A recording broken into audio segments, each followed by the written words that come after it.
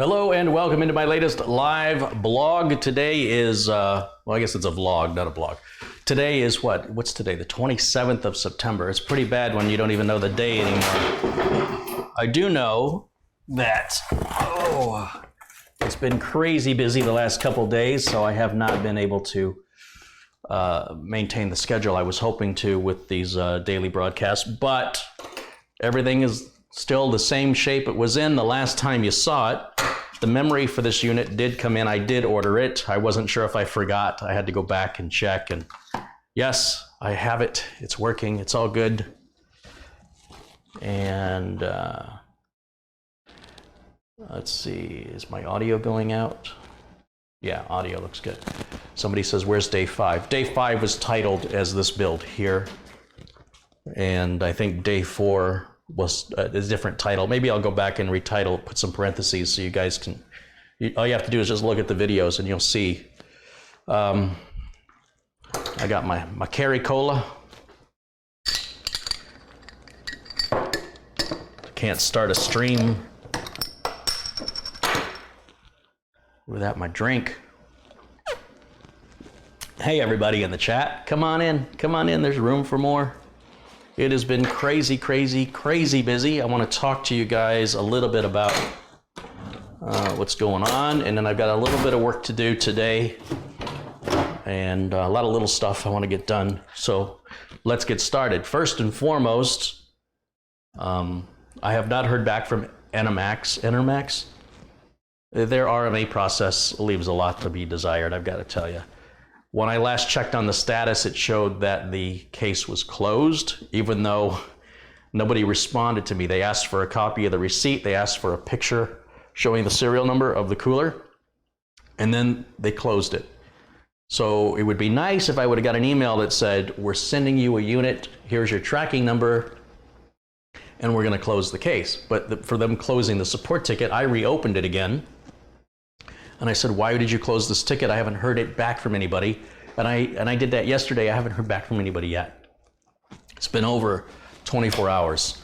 And I just find that unacceptable. I mean, if this was a production machine, well, not this one, but the one that the cooler goes in, what do I tell a customer when they can expect it fixed? Completely unacceptable. So Enermax has not moved up.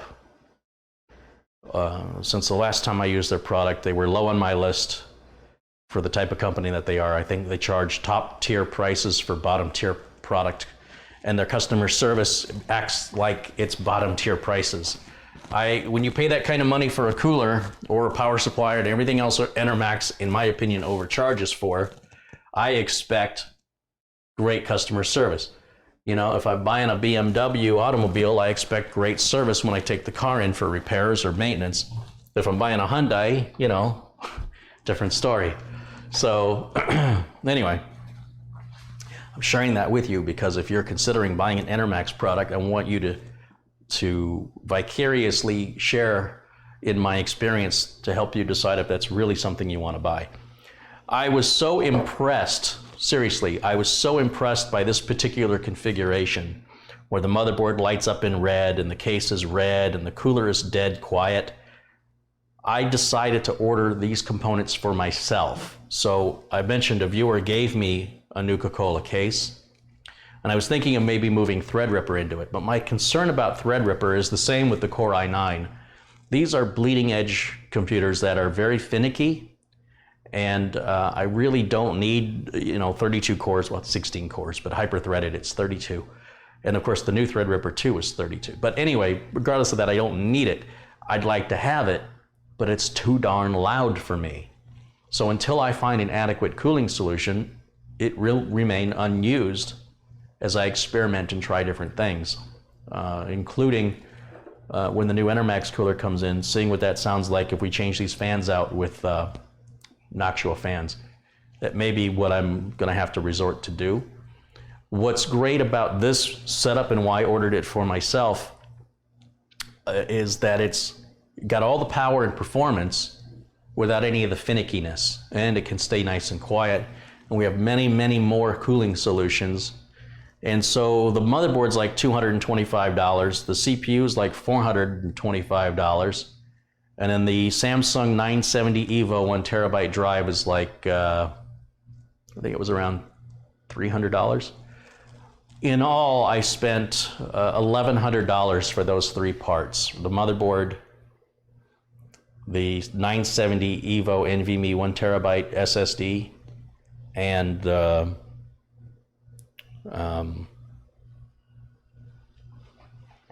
Intel 8086K processor.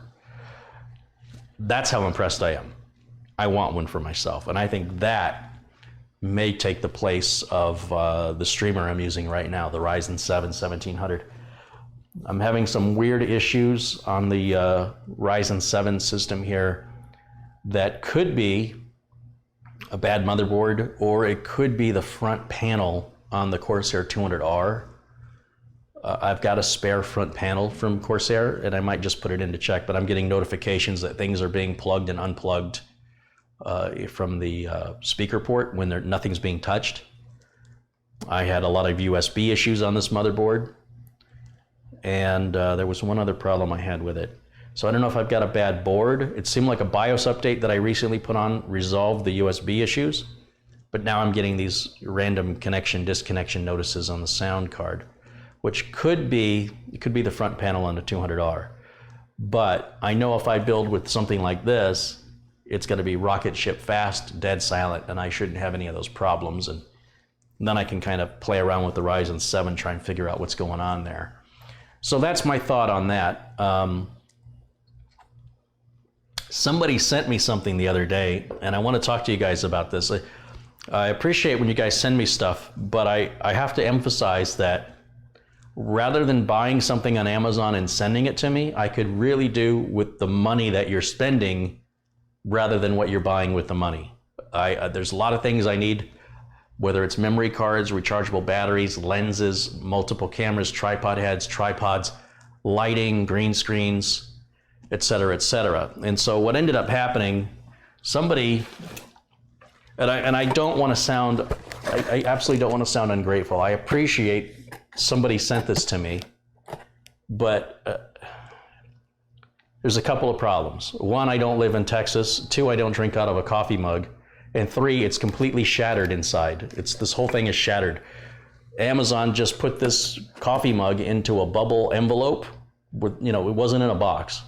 And then what's inside are pieces of what was once a mug. Well, it's still sort of together. If you look in there, it's cracked big time. It is just, you can even hear the package. There's no notice about who sent this to me. If you send something from Amazon, you should, say this is a gift. So I have the option to return it. And when I return it, Amazon will credit me back whatever you paid for it. And in this case, it's broken. It doesn't work. And I wouldn't use this anyway. Like I said, I don't drink out of coffee mugs. I don't live in Texas. It just doesn't really make any sense. But I don't want to sound ungrateful. I do appreciate that somebody thought of me, but I wish that the money would have gone to something I actually need. And this, I can't do anything with it because it came from an anonymous source. There's no way for me to return it. It's just basically got to go into the trash bin. And that's really sad. It's just a complete waste. And I just want to share that with you. So if you want to send me something, I hope it's something I actually need, or it's something that you've made yourself, like the calendar that Dave Murray from Scotland sent me, where he took his photos that he takes and wants to share Scotland with me. That was really nice. Winston in Canada sent me that motherboard, which I didn't even ask for, and that kind of created another project for me. Now I'm stuck with it, and I got to figure out what to do with it. So I had to put a cooler on it. I bought a case, a power supply, and an optical drive, and I'm going to do that a little later. We'll slap that together really quick. And I'll use one of the old Vertex 4s, the 120 gig or 128 gig SSDs, and then I'll just sell it to, or I'll give it away. I mean, I've got some money in it, so I'd prefer to at least break even on my investment, but it's an investment I didn't plan to make. But what else am I supposed to do? If somebody mails me a perfectly good working motherboard, what choice do I have but to buy a case, buy a power supply?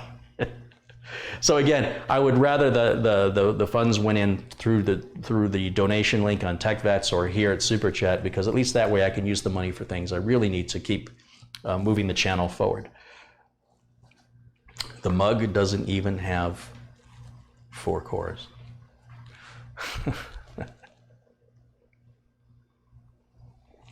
Dave Murray says, thanks for the plug, Carrie. Sales have gone up. You selling those calendars, Dave? You should. They're gorgeous calendars. It looks store-bought to me. Darren says it's the thought that counts. Yes, it is the thought that counts, but it would have been more thoughtful to send me something I would use. Even if that coffee mug arrived perfectly, when have you ever seen me drink out of a coffee mug? So if you really thought about it, you wouldn't have sent it to me. You would have sent me something more carry, you know what I mean? But really, honestly, I want all my money to go back into the channel. I don't want coffee mugs. I don't want stuff. I need all those things I mentioned earlier, all the different camera equipment and lenses, and I need to buy a new microphone. That's going to be $600 that I have to invest in a microphone, and I'm going to have to buy one here pretty soon. I'm thinking of going with Sennheiser. And Colin Hilton offered to pay for a system for me to raffle off, but I have to explain I can't raffle. It's illegal. Proceeds from a raffle have to go to a 501c charitable organization.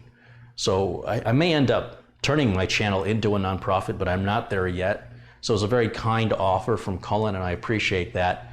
But unfortunately, things like contests and raffles, there's a lot of tricky laws that can really have the opposite effect of what you're intending to do. And, we can do giveaways. Giveaways are fine. But when you get involved in contests, raffles, anything involving lotteries, you start running into perhaps needing a lawyer, and they're very expensive to make sure all your bases are covered, so that you don't end up having to pay even more because you were trying to do something nice. So that's the reality, unfortunately. And Terry says, I bought an EVGA 1080 FTW for $370. Must be used, huh? I guess I'll cancel the order for the new Lexus I ordered you. Yeah, please do. I couldn't afford the insurance on it. I would have to sell it. I realize you're joking, but the reality is, what you think is a nice gesture is often it sometimes places a burden on me, right? And I would much rather be able to utilize the funds in a way that won't burden me, in a way that makes my life easier, whether that means multiple cameras, other software, video editing software. If I want to add music or if I want to add certain backgrounds, I have to pay for those. To give you an idea of what that costs, there's a website you can check out called videohive.com, like a beehive, videohive.com. And so if I wanted to put some background music on one of my videos, on the cheap end, it's about $80 for the track. And then I can use it on that one video indefinitely without paying any additional royalties. So if I want to, polish the professionalism of these videos and, go through some editing and really add, you can even get B-roll shots of things where I don't have to go out and shoot it. Somebody else has already shot it. I just have to pay the royalty for it. It adds up real quick. So, things like that. Anyway, like I said, I don't want to sound ungrateful about it, but I just want you guys to understand that I have a very limited amount of space in the kitchen here. Everything's really, really crowded. And if you've got something you've made yourself, that's great. If you're sending me something and you're like, hey, I'm sending you something and it'll be a surprise. This would have been a lot better if this person said, hey, I was thinking of getting you this coffee mug. I would have told them, please don't. Save your money. Please don't do it. So you're always better off maybe checking with me before doing that. But like I said, if the contributions go through TechVets or here at Super Chat, the money gets used back into the channel for things I actually need. So that would be more thoughtful to me.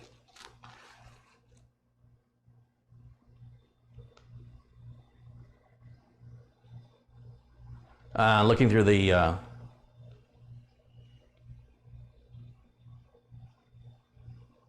comments here. Ralph says, anyone interested? Amazon has the Ryzen 2700 on sale for $220 for the next 7 hours.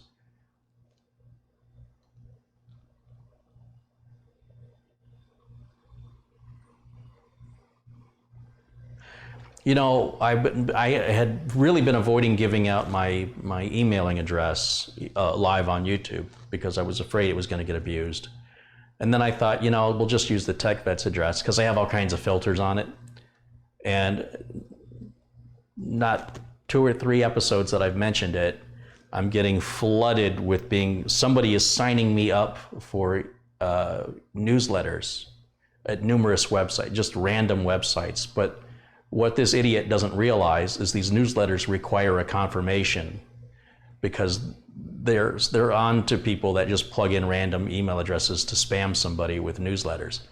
So all these newsletter notifications I'm getting say, click here to confirm your subscription, and of course they just get deleted. So somebody's wasting a lot of time, but this is a result of me exposing one of my email addresses, and I knew it was going to happen, and somebody didn't waste any time going through all the effort to search for newsletters to plug my email address into. And ultimately, it's a complete waste of time because I'm not confirming them. But I sure as heck am not giving you my address, my mailing address. Someone was asking for it in the chat. I don't even want to know who's going to show up at my door. So like I said, contributions that are done through Super Chat or TechVets are really, if you really want to help the channel, that's the best way you can do it. In fact, a couple have come in, so let me give some shout outs to those who have contributed while I've been here yapping. Kevin Lavis has contributed £2. Thank you, Kevin.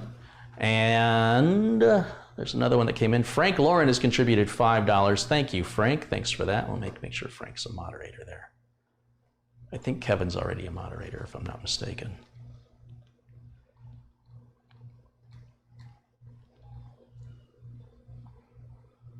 Yeah, Kevin's the moderator. Good, good, good.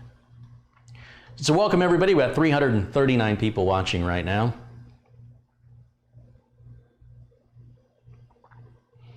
See Tim Burchard's in there. Hi, Tim. Darren Curl. Please don't expose yourself. That's a different channel.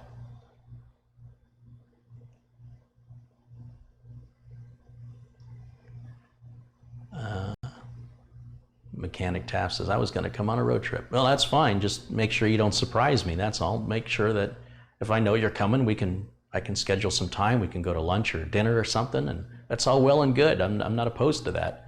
I just don't need random things showing up at my door and interrupting my work. That's all. So hello to Christopher Raybone, Superman G, Dave Murray, Dan G's 4M. Maybe you could make a wish list. Oh, I have a wish list. I do have an Amazon wish list, but I will warn you, everything on it is very, very expensive. The equipment, I think the cheapest thing on there is probably a memory card. A 256 gig memory card is $80 or $90. And then the next cheapest thing would be the microphone, and the microphone's $599. I'm waiting for it to go on sale. Just again looking through comments to see what I've missed. I would like to know who sent me the mug. I want to say thank you. I wish it was something I would have used, and I wish it was something more aligned to, what you see on the channel. That just baffled me. I was kind of like, why? It seemed very random.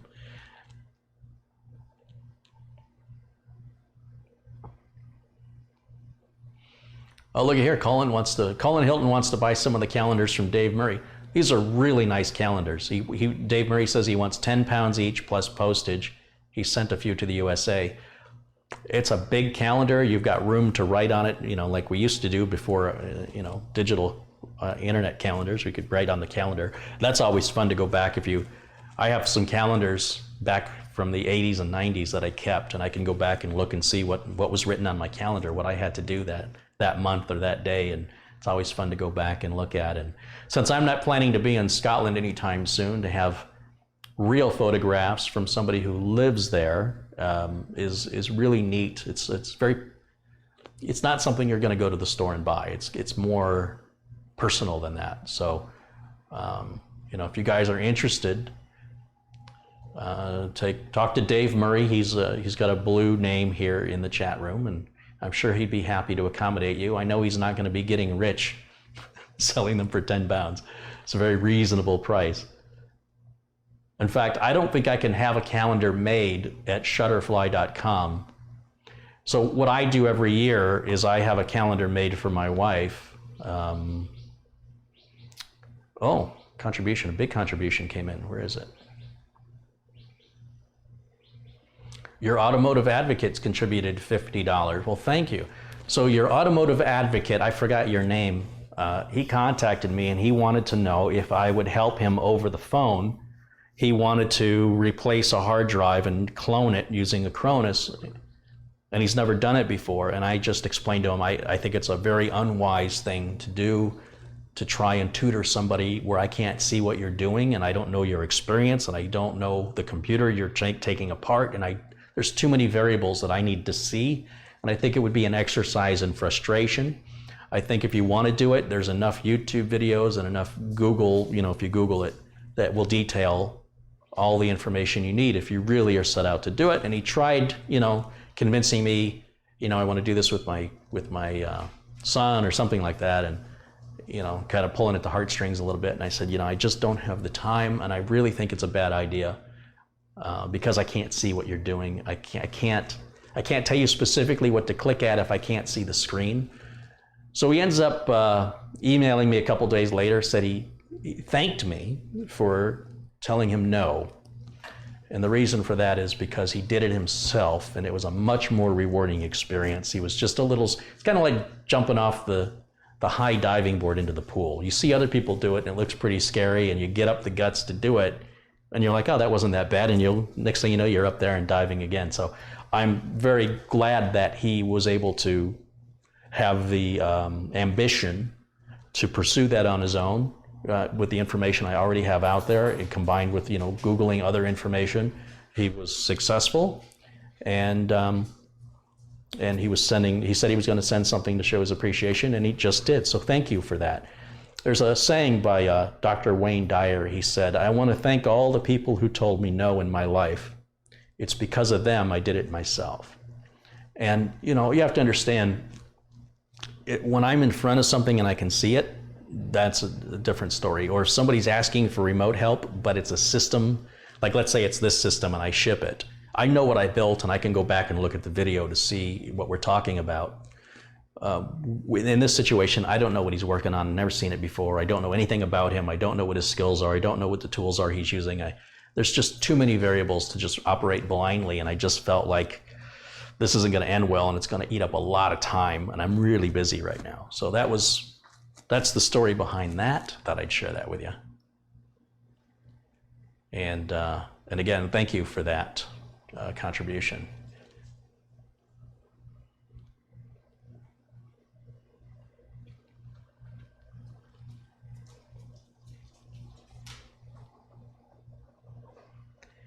Hi, Jimmy. Jimmy, what's going up, boy?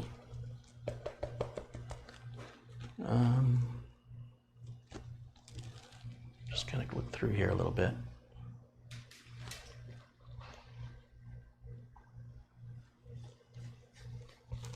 Jimmy's just right here. He's right here. There he is.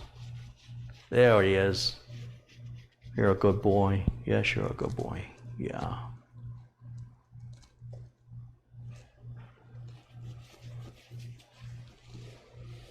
All right.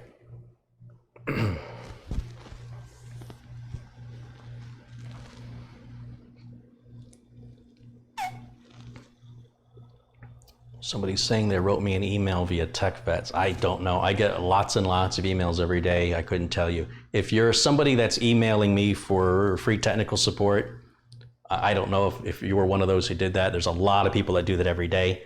I don't have time to even go through those anymore.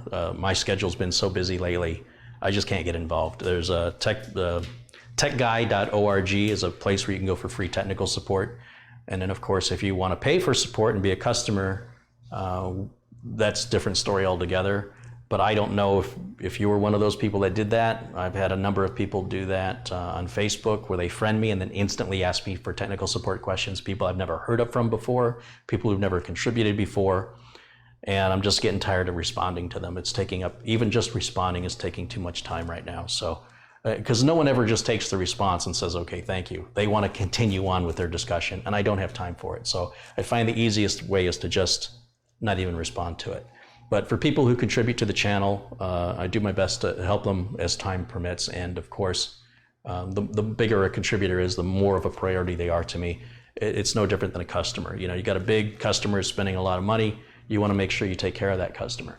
And because there's only one of me and there's only so many hours in a day, I'm doing my best to find a balance to it. But as you can see, I'm not doing as good of a job as I need to be with all this work I've got going on.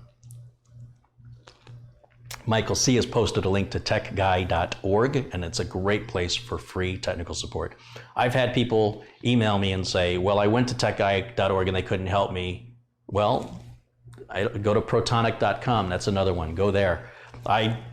The reason I'm putting you off to them is because I don't have time. So if you're looking to have a problem resolved, you need to have the ambition, just like you see the gentleman here whose name is Your Automotive Advocate, had that ambition to research and do the work, and came out, you know, shining. So I'm assuming that's what that was. No, he says it was a personal email. I'm not asking any questions. I would like to help. There's no way there's nothing you can do to help. Well, I appreciate the offer. There's just not a, there's nothing if there was a way you could help, I would certainly accept it, but there's nothing I can have you do. The amount of time I would need to train you takes me away from actually getting work done. So at this time right now, I just don't have time to train somebody to help me. You know, that's the great irony of it all, right? So I appreciate the offer. But yes, that's the status of that.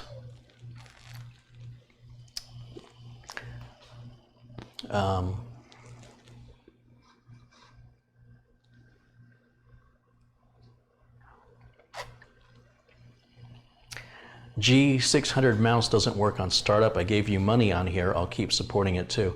Well, so again, when you contribute through the super chat, I have no record of it. I don't know who gave me what or when. YouTube does not provide me any sort of receipt or a record of that transaction ever happening. So what you want to do, if you're looking to contact me, is to send a contribution through tech-vets.com, where we have a donate button. And you're going to get an email from me that'll say thank you for your contribution. Now that email address, that's my personal email address. And if you respond to that, that's how I know you're a contributor, because if you're sending emails through the Tech Vets, that's just a generic email. When you have my personal email, the only way you're going to be able to get that is by being a customer, by being somebody who contributes. And that's the way you're going to get my attention. We have a lot of people in chat. We've got 411 people. As much as I would like to spend time with each and every one of you, I can't. And when I glance over, and I'm just seeing the messages that are on the screen at the time, and there's a 90-second delay between what I say and when you hear it. So I'll be answering things in tech that in the chat that's happening real time to me, but you're seeing it 90 seconds later. And so if somebody's trying to get my attention in chat, it's very difficult when there's so many other people conversing. If you really want my attention, the best way is to use the donate button at tech-vets.com. Submit any kind of a contribution. I will say thank you for that. And then of course, you have my personal email and you can reach out to me that way. People who contribute a large amount, they get my phone number, because those people are customers at that point. So just understand, I'm trying to be fair with everybody, and there's only one of me, and I'm trying to help as many people as I can as quickly as I can. And there goes my screen popping up that I've unplugged a device from the audio jack. It just popped up 3 times. I'm gonna guess that might be the that front port there on the 200R, because this 200R is now on its 3rd upgrade. So that case is probably 6 or 7 years old. So it's possible that that front panel just kind of got wore out. So that's another project for another day.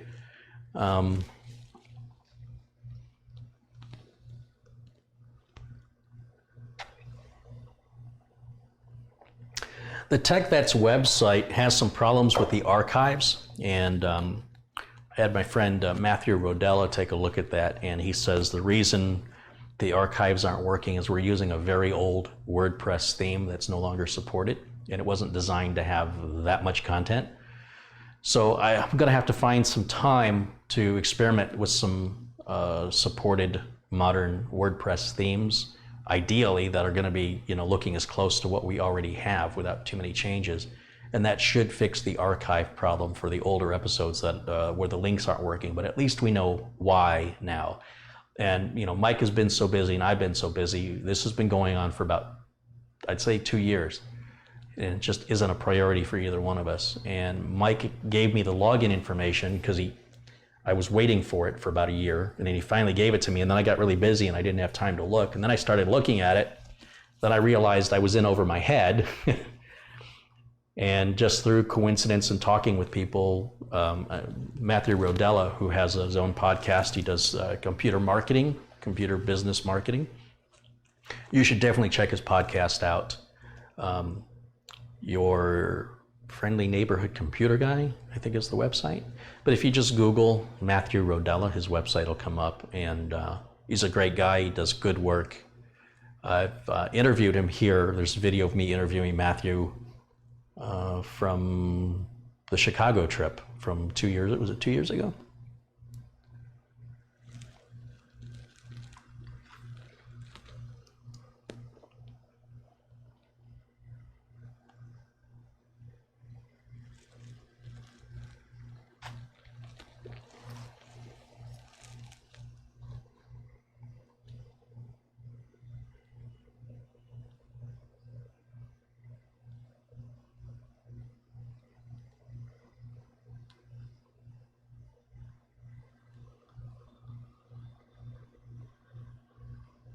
Joe Kuhn says, Carrie, keep up the good work. I enjoy your channel very much. Thank you, Joe.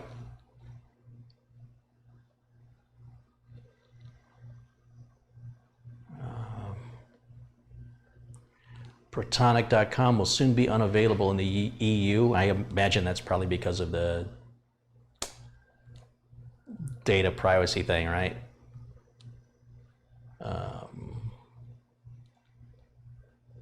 Somebody says their email was personal. Again, I don't know how else I can stress this to you guys. I just don't have time to have a personal chit chat in email and write out a page or 2 or 3 pages of, hey, what's going on, and tell me about your life. And I just don't have time. I've got customers, paying customers are waiting for me. It has nothing to do with you. It's not that you don't have to take it personally. When you're a customer of mine, you're prioritized. If you're not a customer, your email gets set aside, and I go, I'll get to that when I have time. And then more emails come in, and those get set aside for when I have time. And then more emails come in, and those get set aside. And I separate out the ones I have to deal with now, which are the customers that are waiting, the paying customers that are waiting, and then the ones that I put off for later. That's in a whole folder that's got somewhere around 10,000 messages in it. It's some ridiculous, I don't even remember anymore, going back 5 or 6 years that I just have never gotten back to because there's just no time for me to do it. And I really need you guys to understand that it has nothing to do with you. It has to do with time. And it is nothing personal. There's one of me, and there's only so many hours in a day, and I have to prioritize. My paying customers have to be prioritized. That's just the way it is. And it has nothing to do with, I've had people tell me about their bullying experiences, relating to the video that I posted, and the best I can do is just give them a thumbs up and move on to the next message, like in Facebook. And then they go, oh, well, I thought you were a nice guy. And I'm like, well, again, nobody can just take a reply without then, replying back. Somebody has to stop replying, or it just keeps going. It never stops. So I have found just not replying at all to these messages is the biggest time saver that I have to focus on what I'm doing. There's nothing worse than I go back into my office to get something done, and there's an email, and I read it, and I start to respond to it, and then another email comes in, and I start to sort that, and then I've completely forgotten why I went into my office to begin with, and the thing I went in there doesn't get done until later on. It occurs to me, oh my gosh, I completely forgot. And I go back in my office, and I'm like, all right, now I'm going to sit down, I'm going to get this thing done for this customer, and there's another email waiting for me, or there's a Facebook message waiting for me, and I want to get rid of it. I want to move it out of my way so it's not in my face. That's why I say it's a big interruption, it's a big disruption, and And then I'm right back to square one where I've completely forgotten why I sat down at the computer and it doesn't get done. So when we talk about anything to do with business, you'll always have my attention.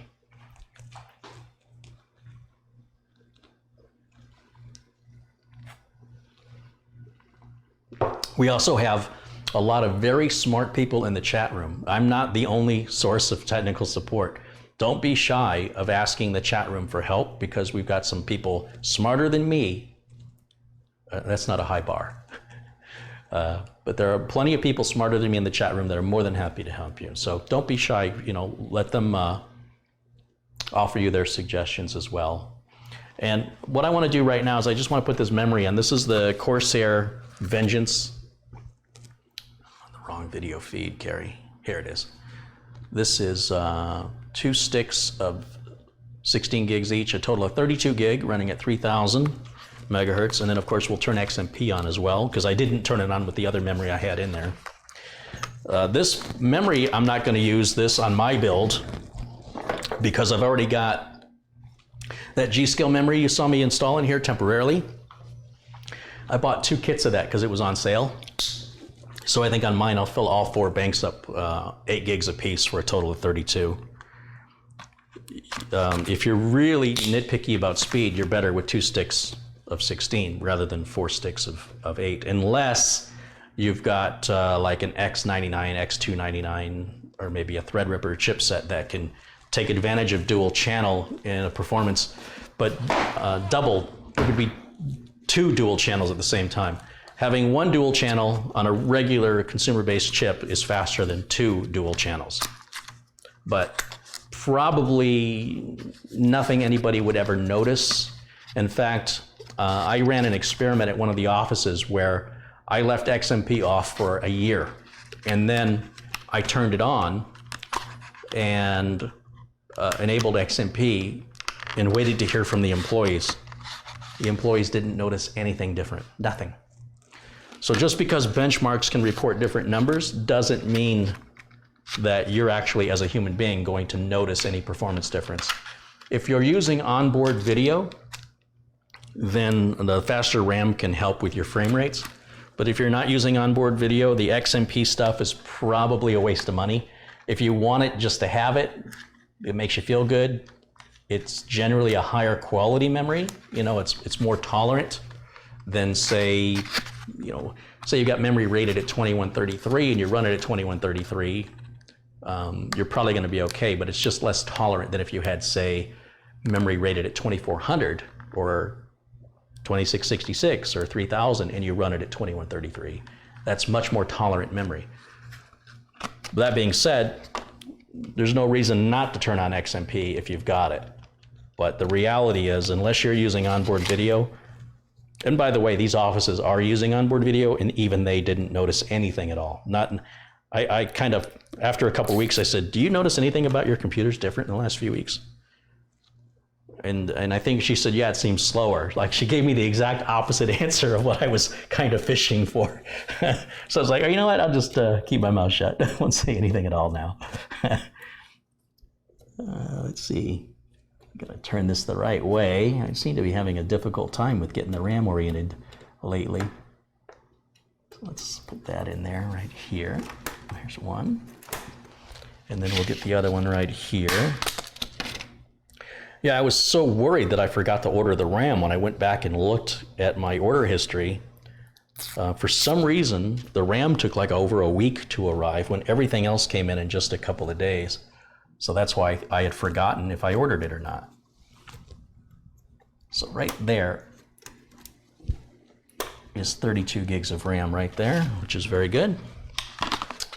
And I've got another gentleman I was talking to earlier today here in Phoenix. He wants to build 2 computers. He wants to build one for his grandson and one for himself. He just wants a basic low-end gaming machine for his 11-year-old grandson. And then he wants a video editing machine for himself. And I'm going to recommend more or less the same configuration here. Maybe not that motherboard because he doesn't need all the lights, but I think the 8086K with 32 gigs of RAM on a Gigabyte or an Asus or an MSI board, put it into a Corsair 200R along with a good graphics card like a 1080 Ti, I think you can hit that. And also, you know, get like a 970 Evo 1 terabyte boot drive, NVMe, along with a big storage drive, like a 6 terabyte storage drive. I think we can build it for about 3,000, somewhere around 3,000. He had budgeted around 4. My goal will try and keep him around 3. So that'll be coming up probably in the next, it'll be sometime in October, maybe mid-October. I take it back. The one for his grandson will be mid-October, and the one for him, depending on how busy I get, he's not in a hurry. So I usually get really busy from Thanksgiving through the first of the year. Things every year get really super busy. And if that happens again, he'll wait till after the first of the year. He's in no hurry. Otherwise, if this year is different, and I have a slow holiday season, which has never ever happened before, not in anything I can remember anyway. But I've also never been this busy this early in the year. So I wonder if I'm going to continue to be this busy, or if it just hit me earlier than it normally hits. But that being said, as soon as I have the opportunity, I'll be building his video editing rig.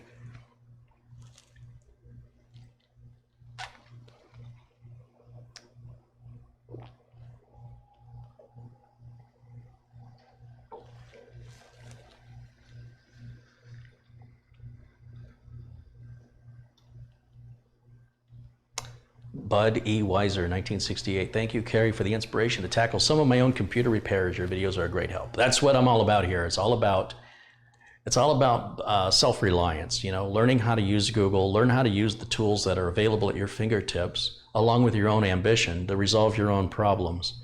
It's very rewarding.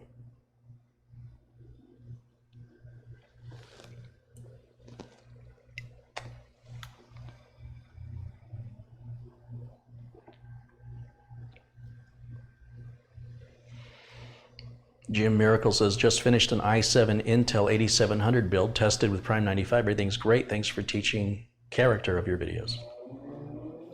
Thank you, Jim. Oh, apparently NVIDIA's released a new driver today. There's also CCleaner recently introduced a new version earlier this week. And today I got notification that Crystal Disk Info was updated. So if you use those tools and you like to keep them on a flash drive like I do, be sure you get the latest updates. Or you can, you know, use a site like 9.8 or something like that to automate it. But if you're old school like me and you don't trust the technology to automate things, you like to see it to know that it's really happening, go to those sites and download the newest versions. Stephen Barber's contributed $5. He says, I've got a question. I was going to get another 1 terabyte SSD for storage. Would you recommend to replace my old slow hard drive? It really depends on how you intend to use it. For most part, a storage drive doesn't have to be fast. And for the money of what a 1 terabyte SSD will cost, you can buy, you know, an 8 terabyte storage drive, which, you know, the bigger the drive is, generally the faster it transfers data on both mechanical and solid state drives. So that said, it really depends how important the speed is to you. If you've got room and the cabling and everything for all the drives, I rarely ever hear somebody complain they've got too much storage. The older drive may be slowing the whole system down anytime it's being accessed. You'd have to experiment by, you know, trying the system with the drive in and with the drive out to see if you notice any performance difference. If you don't notice any performance difference, I'd say leave it in until it fails. Just make sure you have backups of everything, so when it does fail, it's no big deal. Nick says, I thought you said we don't need CCleaner anymore. You don't. You don't need CCleaner with Windows 10 anymore, but not everybody runs Windows 10. A lot of my clients are still running Windows 7 in offices, and so CCleaner is still, it doesn't have to be CCleaner. It could be Glary Utilities, it could be BleachBit, any of those that will clear out the temp files. BleachBit does a better job. It takes a bit longer.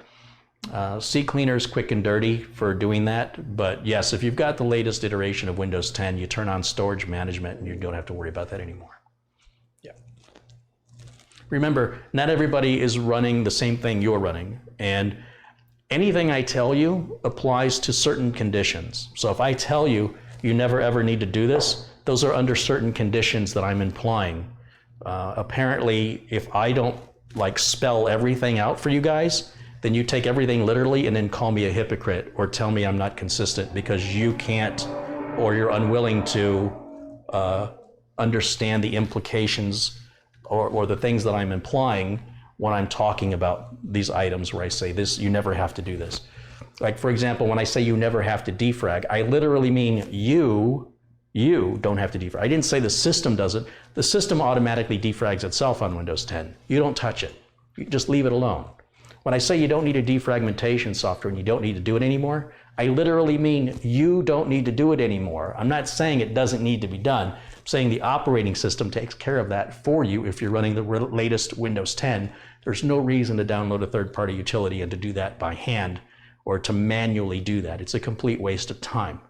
It's already being done for you in the background in the way that Windows 10 needs it done, not the way you think it needs to be done. So you have to understand the context of what I'm telling you.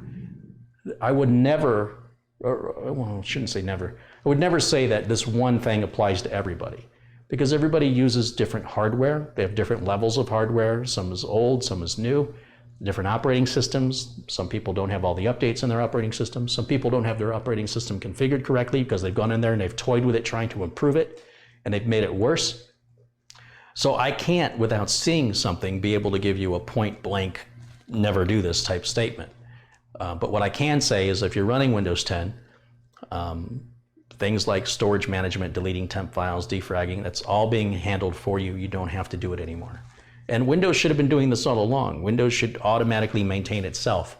When you rely on a customer to do it, it's not going to get done, or it's not going to get done right, or you have a lot of you out there think you can do better than the way the engineers designed it, and I think you're fools. If you think you can do better than the way the engineers designed it, and remember, they designed it for any application, whether you're a kid playing games or you're a business designing automobiles, that operating system works the same for everybody. And the minute you go in there tweaking it for your specific needs of today is when you really screw yourself, when your needs change tomorrow and you forgot you made those changes. And all of a sudden your system doesn't work right, things are crashing, and you end up having to reinstall Windows to fix it, and you go, man, that Windows really sucks. When it was you're the one who sucks, you're the one who caused the problem. Leave it alone if you want it to work. It's the best advice I can give you.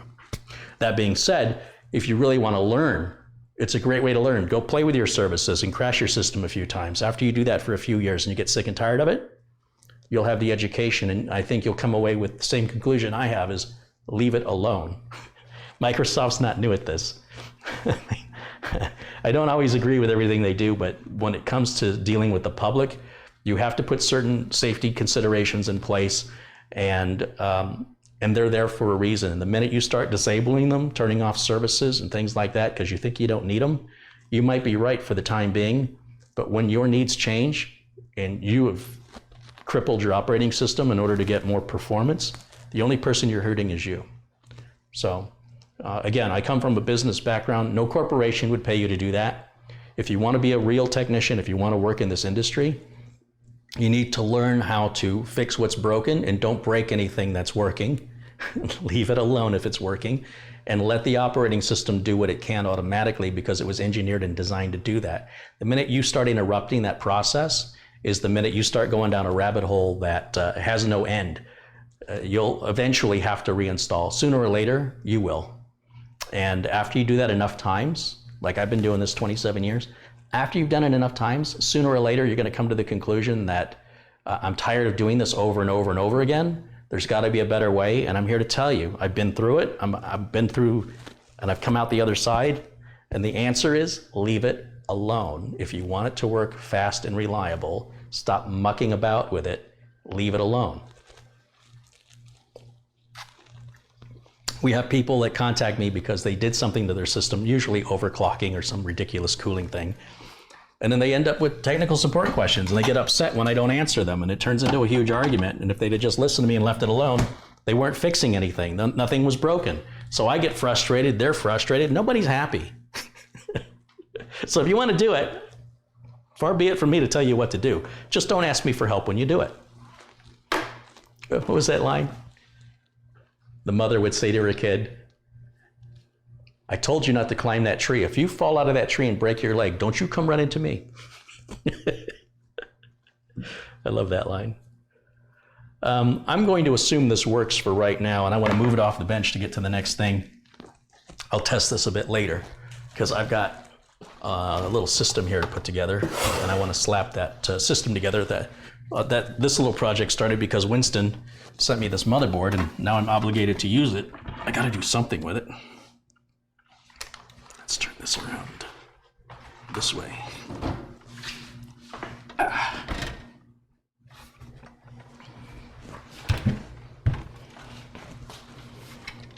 There we go. And what I've got here is a case. What I was looking for, this is an old motherboard, and I don't want to waste $60 on a case for an old motherboard that somebody sent me. So I ordered this case right here. I have no idea. It's made by Roswell. And let's see what it looks like. Ben Fitzpatrick's contributed $2, and he says, Carey, keep up the good work. Rock on, my friend. Thank you, Ben. Thanks for the contribution.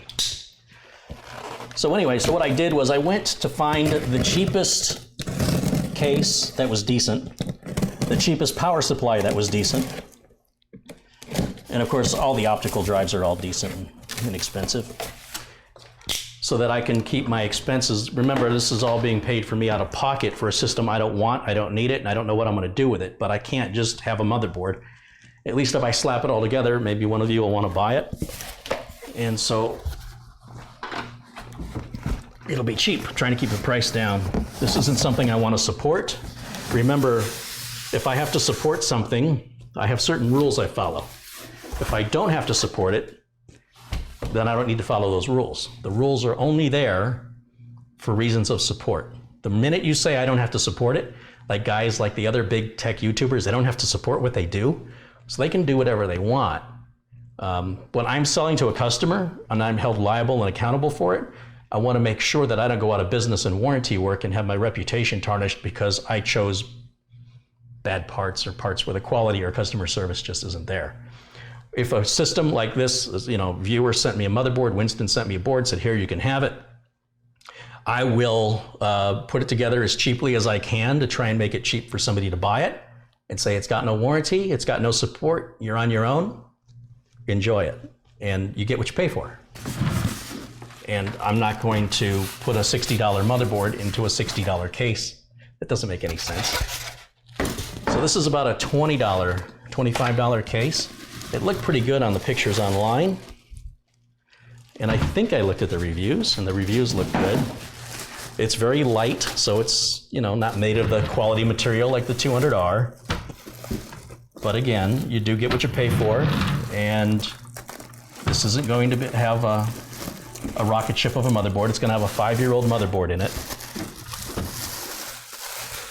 Granted, the motherboard's never been used other than when I, put it together and tested it. But that's the case right there. It's not a bad looking case. And I found these EVGA power supplies for $25 a piece. This was a 450 BR for bronze, and it's made by EVGA, so they make good quality stuff. I could have bought a cheaper no-name brand power supply, but even when I go cheap, I won't go that cheap. For 25 bucks, that's decent. Yeah, I could have bought a power supply for 15, but honestly, what's $10, to go from a no-name brand to EVGA? $25. So I am trying to keep the cost down on this as much as possible so that I can get rid of it faster. Hopefully somebody wants it, and I'll just sell it to them and make it cheap and tell them there's no warranty and no support. It's got 2 fans. That's a nice touch. It's got a fan right up here in the front and a fan here in the back, a small fan in the back.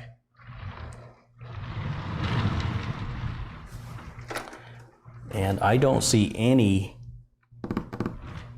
SSD mounting. It looks like it's only 3.5-inch hard drive mounting, so I'll have to use an adapter, which costs more money, but I think I have some used ones laying around because modern cases don't need them anymore.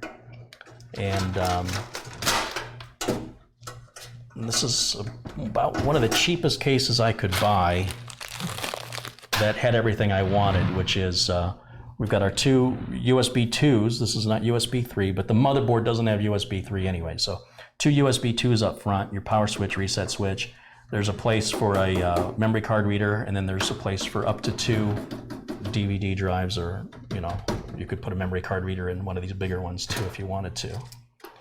This fan is pretty cheap. It's a 3-pin fan with a Molex connector on it, which I probably will remove altogether from the system because there's no reason to have it.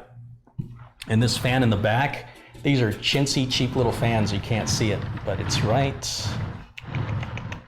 there. It's like an 80 millimeter fan. It's really small. It's not the 120, it's not the 140, it's 80.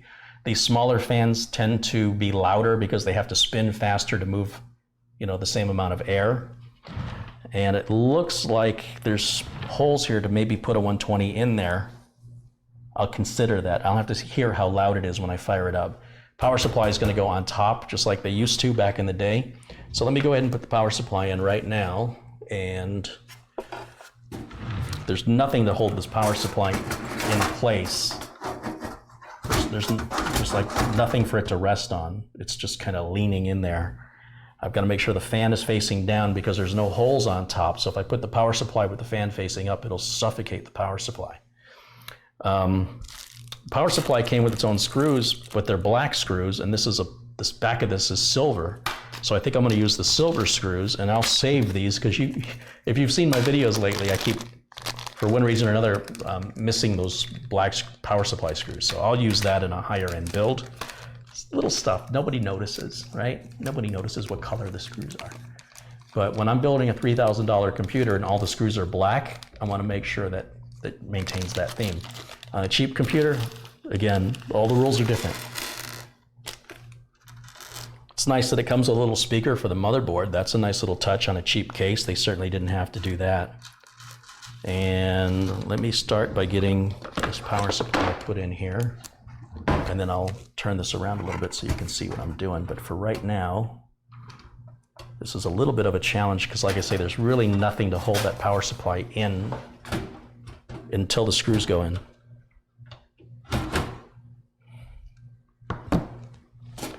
And when you buy a cheap computer, you can expect to have a lot of problems with it, even struggles in putting it together and getting it to work.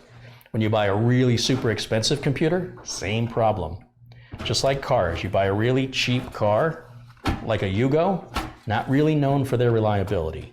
Buy a really expensive car, like a Ferrari or a Lamborghini or a Maserati, not really known for their reliability. You always want to go right down that middle if what you want is performance and reliability. A computer that's fast but not reliable is not fast. A crashed computer is the slowest computer on the planet.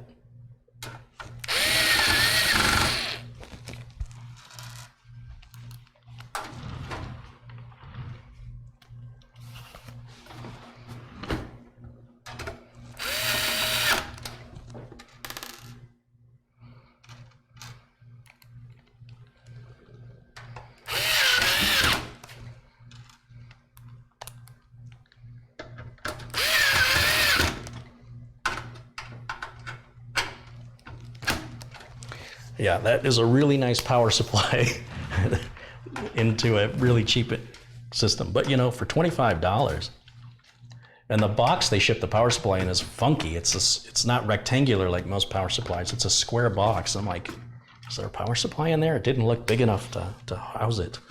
But apparently EVGA has come out with this budget line, and it's bronze power rated, so as long as you have that 80 plus efficiency rating, it's a good power supply. Generally speaking, if it's got an 80 plus efficiency rating of any kind, it's better than any non 80 plus rated power supply in build quality. That's been my experience.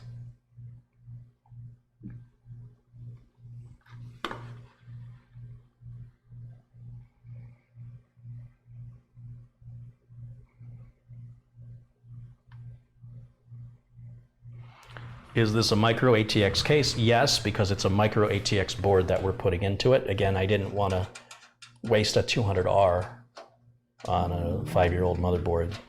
That's micro ATX.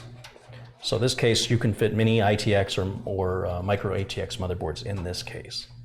But this is reality for many people on a very tight budget that they can't, they think spending $60 on a case is outrageous for their budget.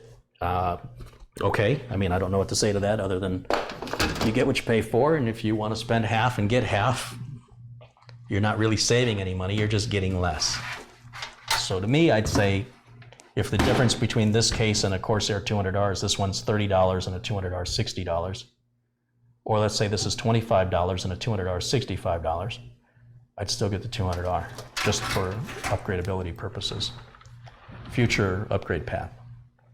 Now I've got the standoffs here. I'm going to put a couple of these standoffs in. I have to guess where they're going to go at this point because I'll have to take a closer look at the motherboard, but I think I know where they go. I think.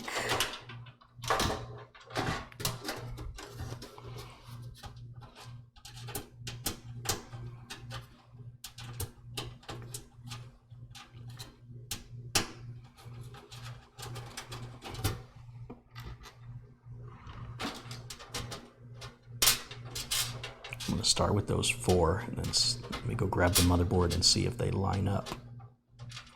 I also have to grab the I/O shield too.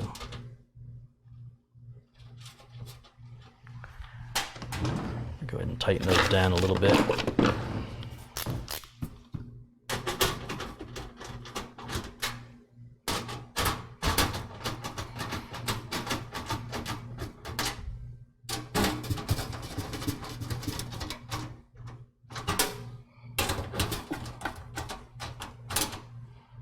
There we go. And let me grab that board. I should have the I/O shield with it back here somewhere. Oh, maybe it's in the box. That's the hard drive I'm going to use right there. So I'm going to use this old OCZ Vertex 4 solid state drive here. That'll be installed here in a minute. This is our motherboard. You see how small that is. And if I line this up in here, I can just check to see the alignment of the standoffs to the mounting holes on the board. And yes, those 4 are correct. And I've got 2 more to put in, so it's going to use a total of 6.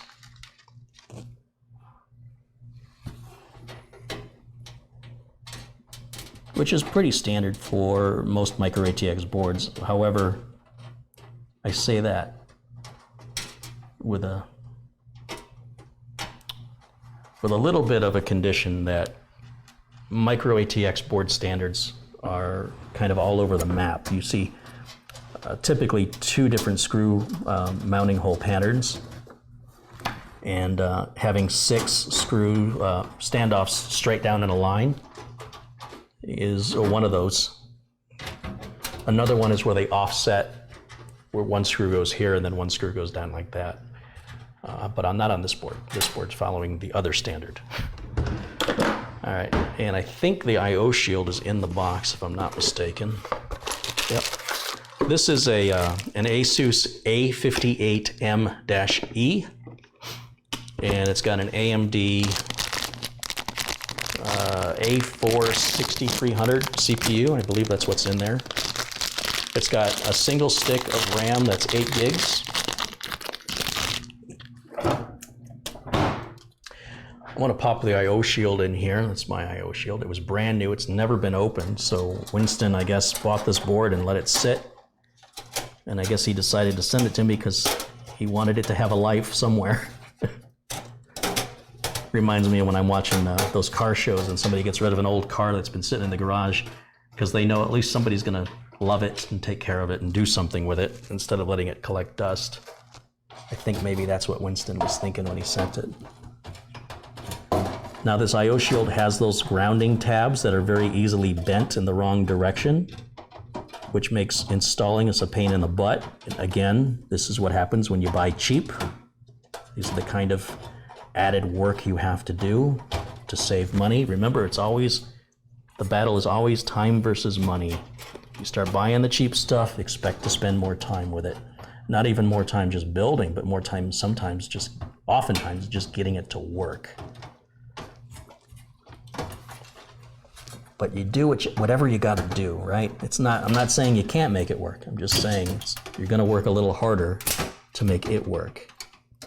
Generally speaking, there's always exceptions. It's not to say you couldn't buy a cheap system and put it all together and have it go lickety split and work perfectly. It's just not the standard norm that you should expect. If that happens, that's great. It's not impossible. It's just unlikely. Okay, I think I've got that I/O shield lined up correctly. And then I don't know which screws we're using for the motherboard standoffs. One of the ways you can tell is just grab a standoff and just grab some screws and see which ones fit in there. It's not a thin threaded screw. The other way is count how many of the screws you've got. You're going to need at least the same number as you have standoffs. This case came with 8 standoffs. So there's got to be a minimum of 8 screws that are going to fit. So if you've got a screw there in your bag of screws where you don't have a minimum of 8, it's not going to be that screw.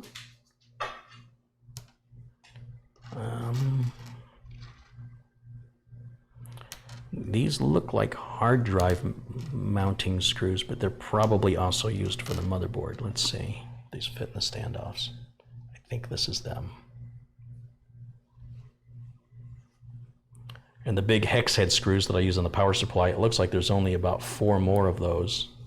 So that's not going to be there's not 8, there's only 4, so that's not going to be the right screw. It does appear to be these small coarse threaded screws here. So I'm going to go ahead and just secure this into position. And then I can flip it up so you guys can see it. That is the wrong screw. Try using the right one.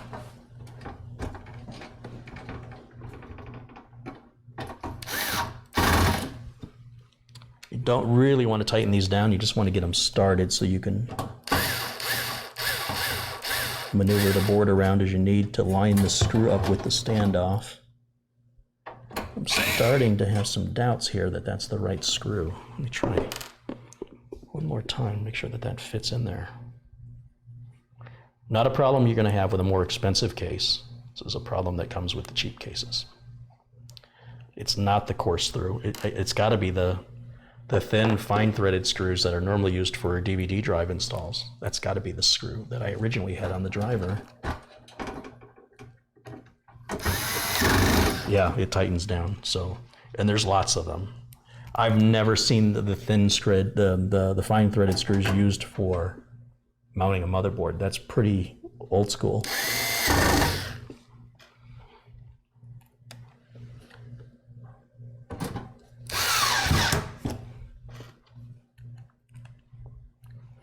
And you'll see I am tightening these down because I'm verifying these are in fact the right screw. I'm pretty sure they are. I just want to make sure they all go in and lock down. If they're the wrong thread, they either won't start or they'll start but they won't go any further than the first few threads. And the other way, if it's too fine, it never tightens. It'll go in and just never tighten.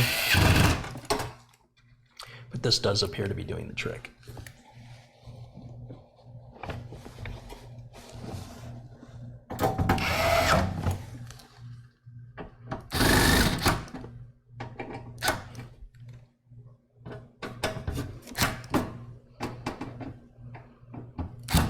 There we go. All good. Now I can pick it up and show you guys what that looks like. There it is. We can zoom this in a little bit. I don't know why it's so zoomed out. Let's bring this in just a little bit. Other way. And we can tilt this down a little bit.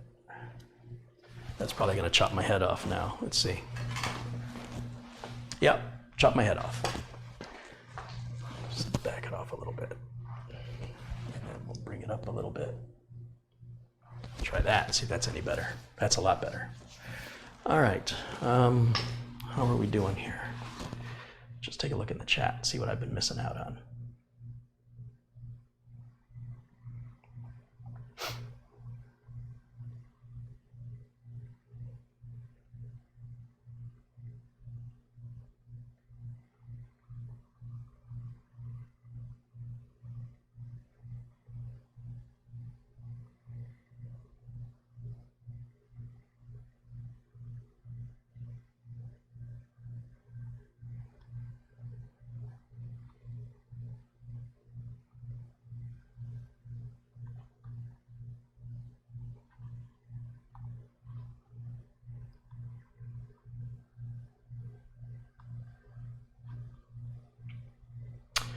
There seems to be some discussion about the moderators talking about something. I like how you guys are handling that. That's fine. I do agree that sometimes there are people in the chat that make comments that have nothing to do with what we're talking about. And I don't have a problem with those comments being removed, honestly, especially if they're insinuating something negative. They're not really adding to the conversation. They may be attention seeking. They could have not typed anything at all and it wouldn't have made any difference in the world because they're not engaging in a conversation, but making bold statements based on assumptions of somebody they don't know. I don't have a problem with that, removing those comments. I really don't. If they're offensive or can be considered offensive, I would play that better safe than sorry. And if a person continues to do that, you have my permission to remove them from the channel. We're here to talk about computers. We're here to support each other. We're not here to talk about gossip. And if somebody wants to gossip, they're welcome to do that any place else but here. Winston has contributed $2 Canadian. He says, yes, you are correct about me.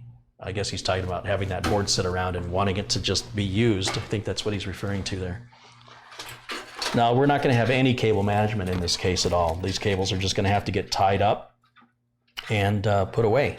You know, not put away, but bundled together, I guess is what I want to say, and just kind of tucked down out of the way, like that. All the extra cables, I'll just kind of tie them up right down here like that. That'll be my plan for later, but for now, let's get it booted up. We'll get it hooked up and booted up. I've already got the OS installed on the SSD, so it'll fire right up once I get the cabling done here, which includes the front port umbilicals. I'll get the optical drive installed and the SSD installed, and then we'll be cooking with gas.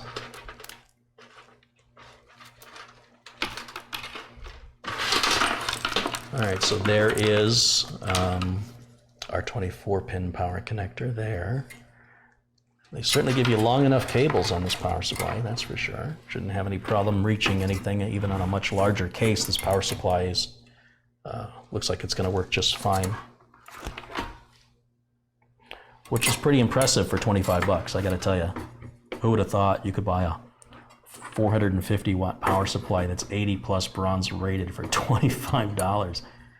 I mean, these were easily 60 bucks, so I think it's a great deal from EVGA on this budget line. I hope it's as reliable as other EVGA products, but at least I know their customer service is there 24/7.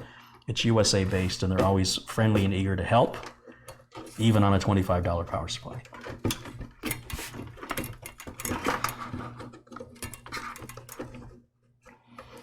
Okay, so that cable's plugged in, and then we'll have, these are some funky looking cables, aren't they? Some of the cables have a sleeve, and then the SATA cables and Molex cables don't have a sleeve. So it's a little inconsistent, but again, for $25, you can't really complain. It's an incredible value, it really is.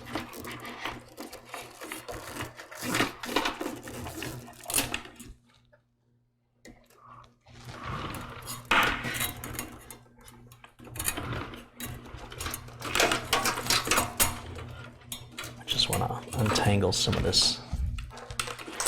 I was kind of wondering why this Noctua cooler is so awful. The whole thing is aluminum. It doesn't even have a copper core, and I think that's the problem with it. It's got to be the single worst cooler coming from Noctua. It's the worst Noctua cooler I've ever used. In general, as far as coolers go, it's one of the worst coolers I've ever used. But that it comes from Noctua is shocking to me. So on the CPU power, we're only going to use one of these 4-pin connectors, and I'm going to just put that on right now.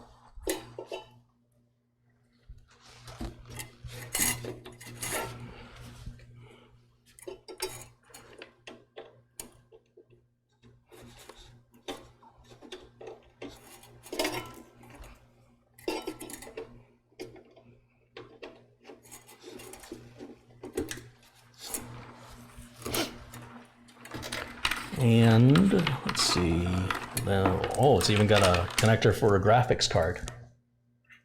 So I guess if you're going to throw like a 1050 in there or something below that, it'd be adequately powered. And then we've got our front port umbilicals here. So I've got the, let's see, this is USB. And that's going to go somewhere. I've got to get my glasses and flashlight out so I can see the etching on the board. Winston did include the manual, but you know me. I'm not interested in a manual unless I have to. I always try and figure it out myself first. That's just the way I am. Okay, there's a USB right there.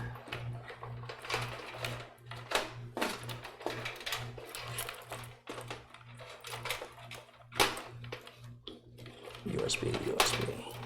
Come on. Okay. That's gonna go, we'll put it right there. Why not?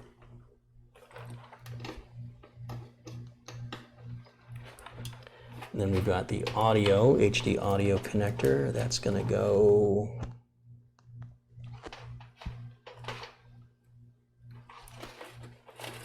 almost always goes in the bottom left corner. I know you guys can't really see, but trust me, I can barely see it, and I'm right in front of it.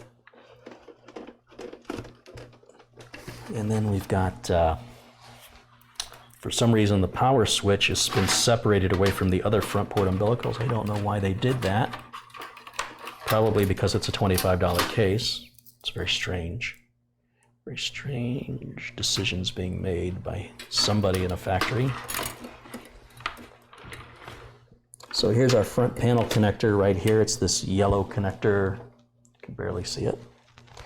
And I'm going to guess that they're going to go on in the standard way, which would mean the hard drive LED goes on the bottom left. And the power LED would go just above that, positive above positive of the hard drive LED below it, and negative above negative of the hard drive LED below it. And then we've got the power switch and reset switch, which go right beside. And I see a 4-pin speaker connector, and I can use that little speaker, which came with the case. I don't normally use these, but if I've got them, you know, smoke them if you got them is the expression. You can put that on there, but first let me put the reset switch on.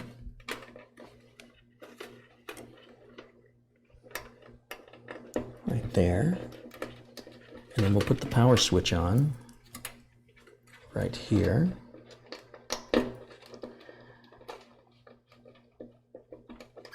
And then the speaker can go right above. So if I put the speaker on before, I wouldn't be able to see because it covers the connectors below it. That's just where the manufacturer, the motherboard, Asus put that in a bad place. Okay, now I can grab the optical drive. Let's throw an optical drive in here, and I need the little converter bracket for the SSD to go from 2.5 inch to 3.5 inch. I think I have the original OCZ bracket. Oh, yeah, right here. Exactly where I have 3 of them.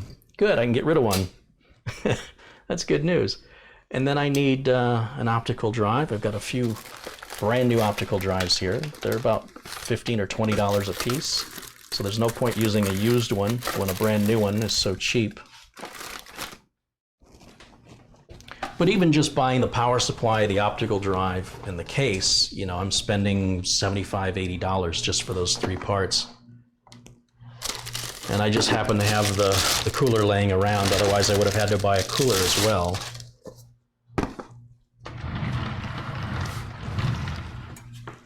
And let's just, one of these should pop out one way or another. There it is. It's kind of a nice touch, well, sort of nice and kind of bad. So when I pushed, this is how cheap this case is. When I push this out, it bent it. Look how cheap that is. And it just stays bent. But I was going to say what's a nice touch is it's got this foam filter back there. I like to save these in case somebody wants to pull the optical drive out, but it'll never straighten back out to be straight again. I mean, you can kind of fuss with it, but it'll never be straight again. It's just cheap. It's cheap stuff, folks.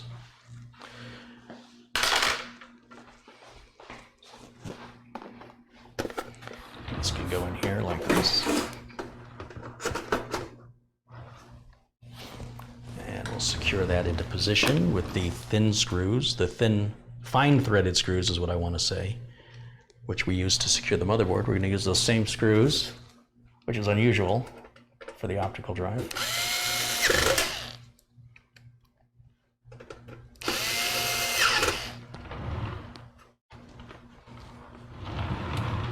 Around to the other side and do 2 there.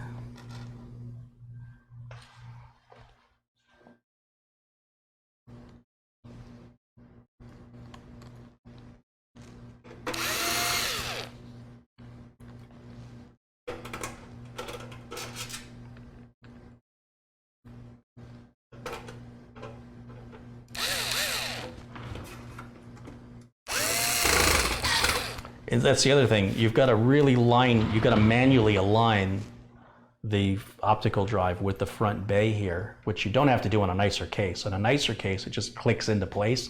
It's automatically aligned for you. So we come back to, you get what you pay for. That's why I say there's more work involved in a cheap case. So you're just trading your time for money. Just like you do with a job. When you work a job, you're trading your time for money. It's no different.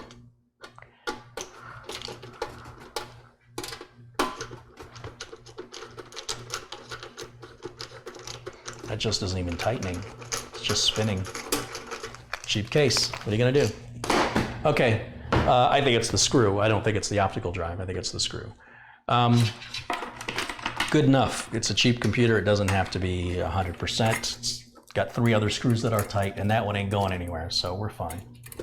Remember, I can't emphasize this enough. If I have to support something, I wouldn't build anything this cheap, because it would cost me money in support.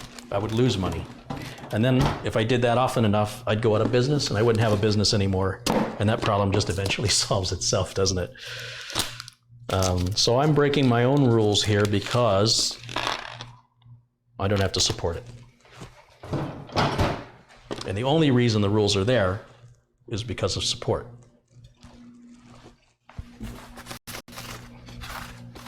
I'm just trying to nip in the bud people that say, you're doing everything you say not to do. Well, because I don't have to support it. I don't know how many times I have to repeat that, but that's why.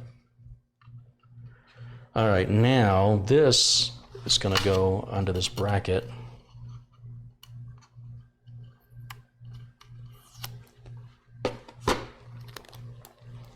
Yeah, I have to say, Thready has been ultimately a big disappointment for me. You spend that kind of money on a system and have to deal with that much noise and be so limited with what kind of a cooler you can utilize in it. It is disheartening to spend that kind of money and have those kind of limitations. To think I could have spent $1,000 less and put something more like this together, I don't think I would notice the performance difference unless I went to like Adobe Premiere, something like that. But I don't think Cyberlink PowerDirector is really going to run any faster. I haven't run any tests on it yet, though, to verify that, but I just don't think the noise is worth it, honestly. I'm really sensitive to that now that I'm building these really nice, quiet systems. So I'm accustomed to not having to hear a system running, and Thready is loud. Even when it's quiet, it's still louder. You can't even hear this when it's on.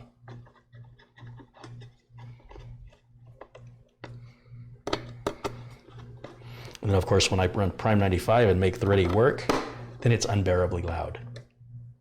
For me personally it is. And if that problem can't get resolved, I can't use, it's just not going to be useful for me. It's going to be an annoyance. So I've got the drive installed in a little 3.5-inch adapter, so I can slide that here into the, here's another problem you're going to see in cheap cases. Because the motherboard's already installed with that heatsink, trying to figure out how to make enough room to get in here on an angle and get this seated. It requires a little bit of creativity and imagination. And the holes are not lining up. So maybe go one more up.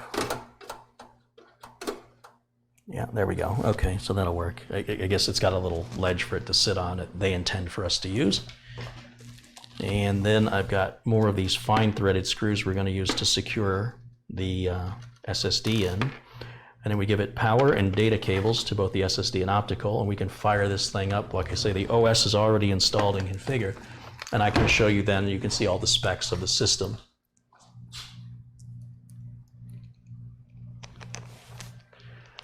Do you invert the power supply so the fan faces? Yeah, if the fan were to face up, you would suffocate the power supply. There's no, you'd have to get all drill holes on the top.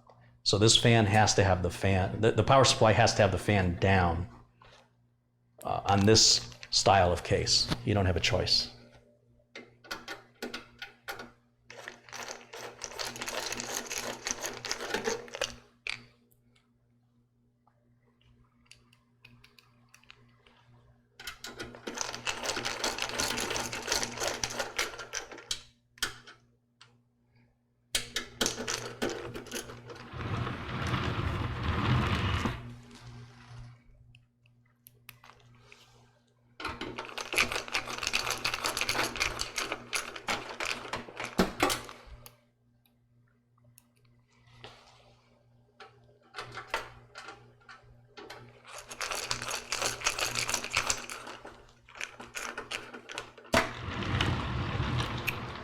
All right, and I believe Winston even has the SATA cables here in the box that have never been opened. I think they're still, yep, brand new in a package for 5 years, sitting in a box.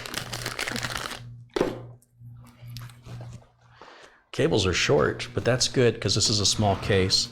You'll find that oftentimes the micro ATX motherboards that the cabling is much shorter, and if you do try to install it into a bigger case, your cables may not reach. That's why I was commenting about the cables on the power supply being so long, that power supply would work equally well in a larger case. But it does give us a lot to have to tie up later. There's a lot of slack here that's going to get in the way. All right, now looking down here, SATA port number. So this motherboard has 6 SATA ports. It's got 3 along the side and 3 across the bottom, and I'm just looking to see which one is SATA port 0. All right, so they're labeled on the board as 1, 2, 3, and then 4, 5, 6 going up. So the DVD drive should be in number 2. Sometimes they start with 0. This one starts with 1. So we'll put the SSD on 1 and the DVD on 2. It will work equally well in any position, but it just keeps things a lot straighter in your BIOS. It makes things a little less confusing. And then we're going to go back here from the SSD to SATA port number 1, all the way to the left. To the left, to the left, to the left.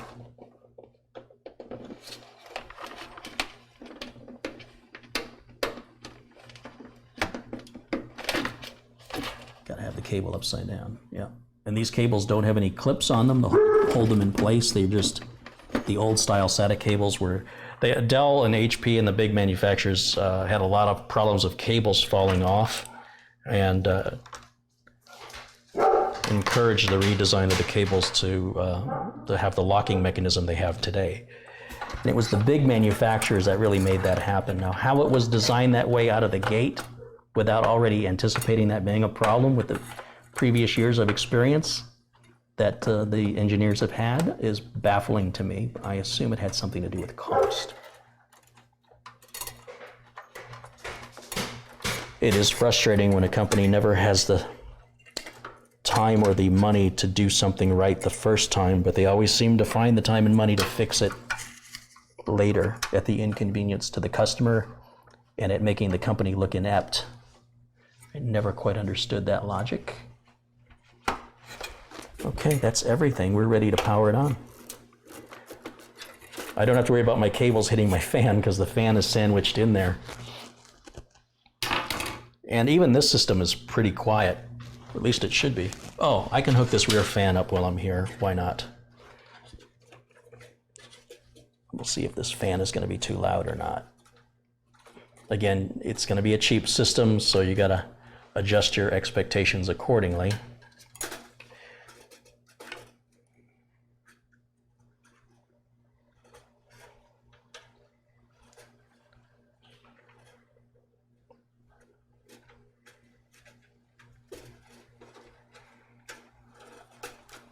we go.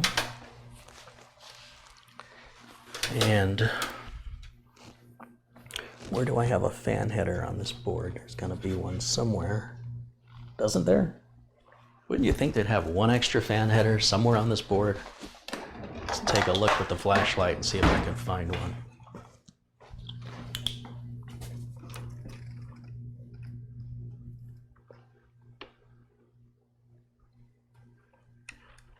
Nothing yet. Still nothing. Maybe back here. Nope. Up at the top, we have a chassis fan header right up here next to the CPU fan header. And that appears to be the only fan header offered anywhere on this board. CPU fan and chassis fan only, which is fine. This is really, you know, the bottom of the barrel here, folks. From ASUS anyway. You can get cheaper stuff from other manufacturers. This would be what ASUS would consider to be their low end. And now we're ready to turn it on and see what happens. So let me get a keyboard and mouse plugged in here.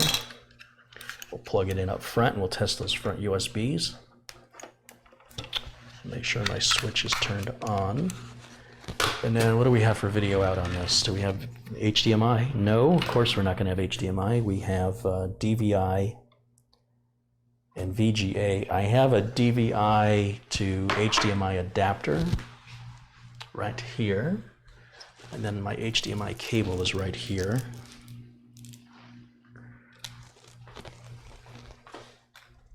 So I'll plug the HDMI adapter into the DVI connector, and then that will go in here.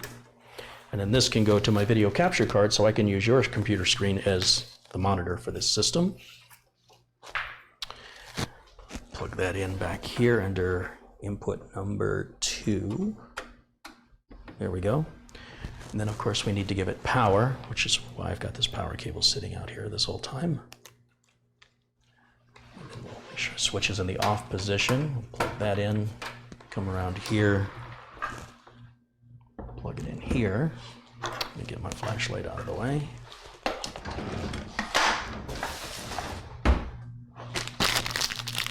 And then these extra screws that I have left over will go back in the Ziploc bag, back in the motherboard box. There's a user's manual for the case that will go here in the motherboard box. We'll take care of that a little later. And if everything works, then I should be able to just clean up the cabling a little bit and then throw the side panels on, and this will be available for sale for anybody who wants a cheap computer. There's not much for storage, but you do have room to add a mechanical drive if you want to. I have a lot of 1 terabyte drives left over, but I don't want to use a 1 terabyte mechanical drive in here because it's already a slow system, and something as simple as this old SSD is really going to make it fly. And you know, most average users, they don't really have much on their drives. Only the more advanced users are the ones that really fill up their drives. Marx Brothers 715 has contributed $9.99. He says, thanks for awesome videos always. Well, thank you. Thank you for supporting the channel. Let's go over to the input here. Here we go. Let's flip the switch on. And if I hooked everything up, we should get power light, hard drive light. Let's see what happens. Power light's on. You'll see it's blue. Optical drive. I heard the speaker beep. We've got the BIOS screen up. Let's see how long it takes to boot. Remember, the system's 5 years old. What percentage of clients want an optical drive? 90% of my clients want an optical drive. 8 or 9 out of 10 want an optical drive to this day. The ones who don't want the optical drives are usually kids. People that are about 28 years old and younger don't want optical drives, generally speaking. Not always, but generally. And most of my clients are older than that. All right, let's bring up, let's see, make my screen bigger. Let's bring up, I don't have CPU-Z on here.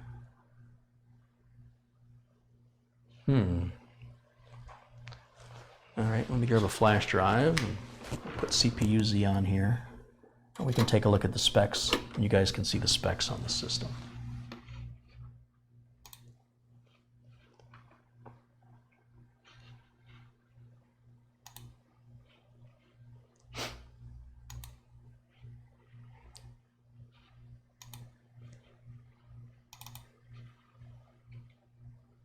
Grab CPU-Z. System's dead quiet. So this little fan I was worried about is actually dead silent. And I haven't hooked up the front. I have no intention to hook up the front fan. And now CPU-Z will tell us all of the specs.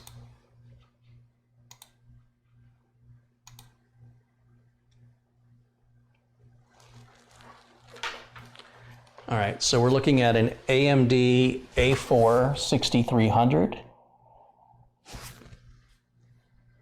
That's the CPU. It appears to be running at 1.8 gigahertz. It's the socket FM2, which was why I was concerned about finding a cooler.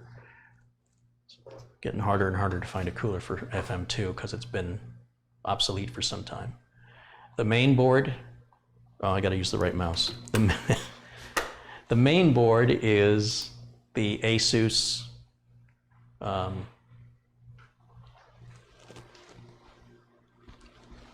the A58M-E. And I gotta use the other mouse so I can, my screen is just too small. I gotta make the screen bigger. Here. Give me just a second. Ah, I can see it now. For memory, we've got the DDR3, it's 8 gigs, it's a single stick. And the serial presence device that's detecting, it's 12,800 speed, it's made by Crucial. It does have XMP, which we could enable in the BIOS. I don't think it's gonna make a big difference. We're using built-in graphics, which is the AMD Radeon HD 8370D built onto the CPU. So once again, the CPU is an AMD A4 6300. System's dead quiet. I was running Prime 95 on it, running some temperature tests with this Noctua cooler, and it hit up to, I think it was peaking out at about 85 degrees centigrade, which is just too hot for my liking. But, and I think it's weird, it shows 3 cores. It doesn't show 2 cores or 4 cores, it shows 3, and I don't understand that. I've never heard of a 3-core processor before. I'm sure somebody in the chat can explain it to me. And we'll bring up HW monitor, we'll bring up for monitoring the temps here. But the system's dead silent. It's absolutely, you can't hear it at all.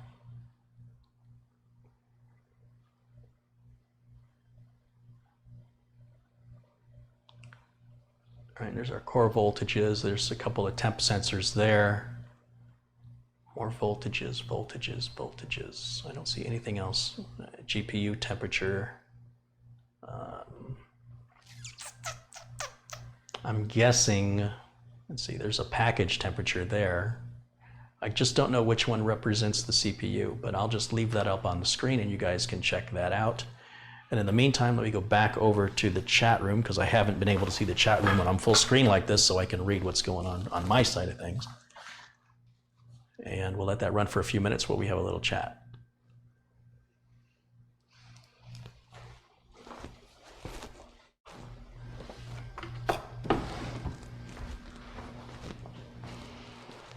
I'm going to put these screws away before they roll away.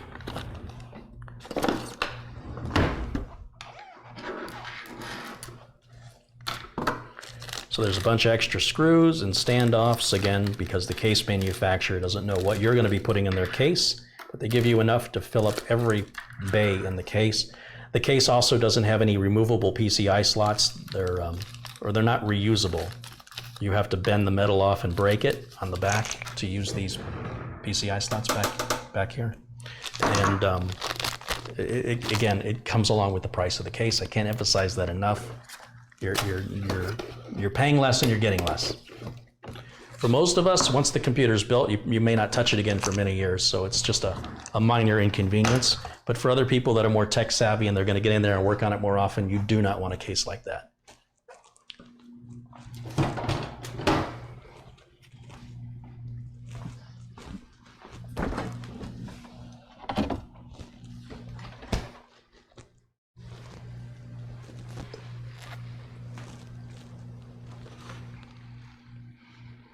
Yeah, it's weird to see 3 cores. I guess I wasn't using AMD during this generation, so it's the first time I've ever really had to deal with a 3-core processor. What do you guys think this system is worth? What should I ask for it? What would be a fair price? Keeping in mind the motherboard, CPU, and RAM were free. They're from Winston. There in the chat room.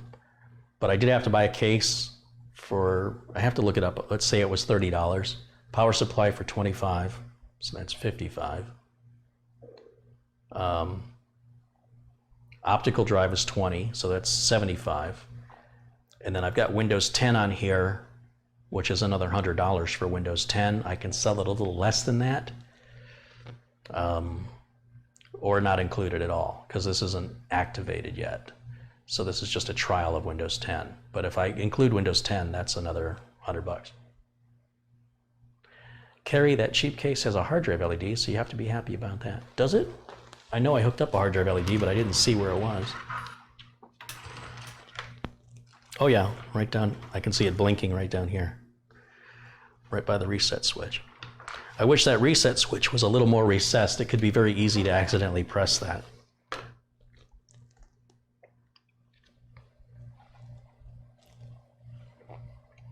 $450? I think that's too much money. I don't think it's worth $450. I think it's worth about 200 bucks. That's what I'd say. If anybody's interested in this for $200, let me know. And I recommend it be somebody local to Phoenix, because shipping this will cost probably around 100 bucks to ship it. I have to keep emphasizing to you guys that shipping is done by weight. So if I'm sending you 40 pounds of gold or 40 pounds of manure, the cost to ship it is the same. Not that this is manure, but I'm making an extreme example that when you're gonna pay for shipping, it should make sense that you're paying for something where the shipping doesn't cost half as much as what you're shipping. That's the problem.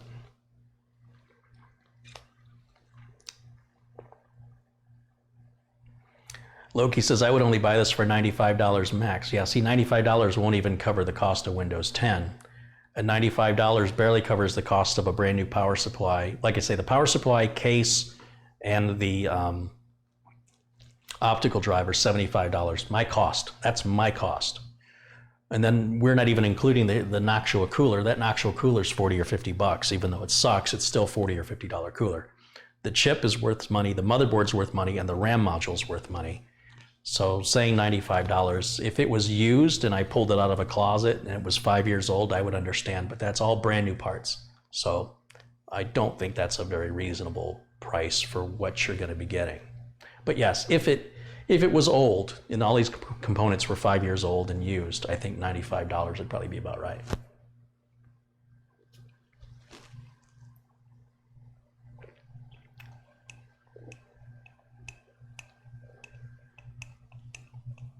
Colin says $400 including shipping. Yeah, the problem with shipping it, of course, is I really don't want to support it. I really don't. And if somebody's going to spend $400, I think they'd be better off going to Best Buy and buying a pre-built Dell or something, honestly. This is a good cheap computer to buy locally. I just don't think it makes sense to ship it. I mean, if somebody really wants to, I'll do it, but I don't think it makes sense.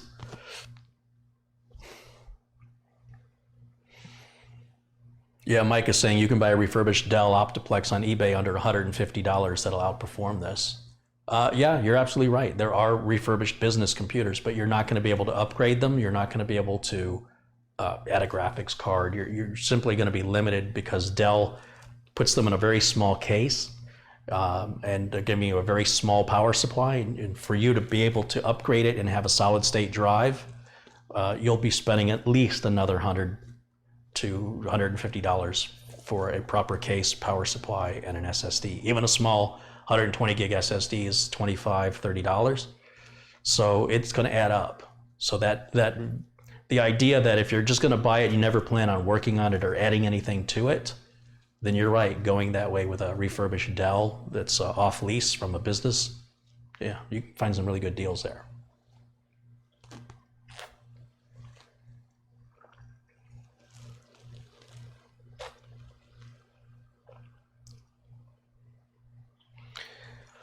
So how are we doing on our temps right now? I know I wasn't real happy with it before. What am I reading? Oh, well, these temps are way low, way low. How about the temps down below? The package temps. Okay, this is the one I want to watch.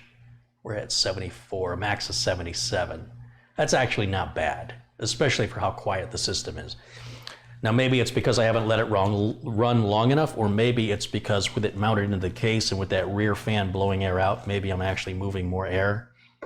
We'll let it run a little longer and see what that results in temperatures here.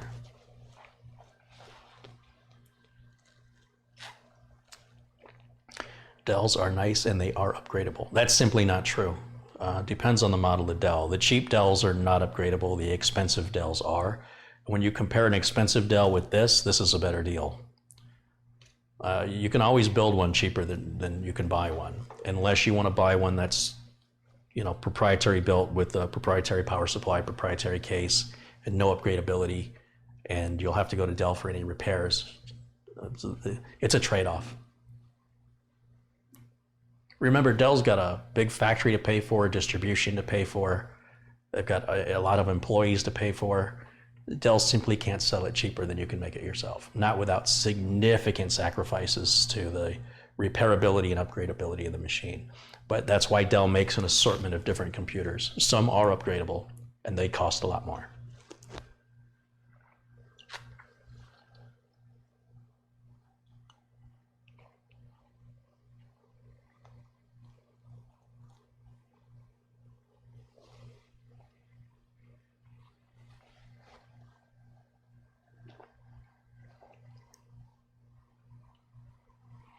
In fact, I've got some videos where I take apart a couple of Dells, and you can see how there are some that can be upgraded and there's some that can't. And the cheaper ones can't be.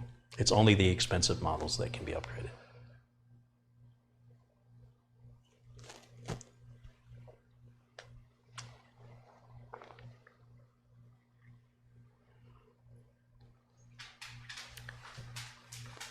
Once again, it depends on the Dell. The more expensive Dells can be upgraded. The cheaper Dells, you can take any computer and upgrade pretty much anything. I can take that HP, that all-in-one HP that I had, and I can pull the RAM out of it, and I can put that RAM in a different board, and I can put that board in a different case with a different power supply, with a different with an SSD. But I've effectively not upgraded the HP. What I've done is I built a new computer and I carried a few of the HP parts over. That's not an upgrade. I'm sorry.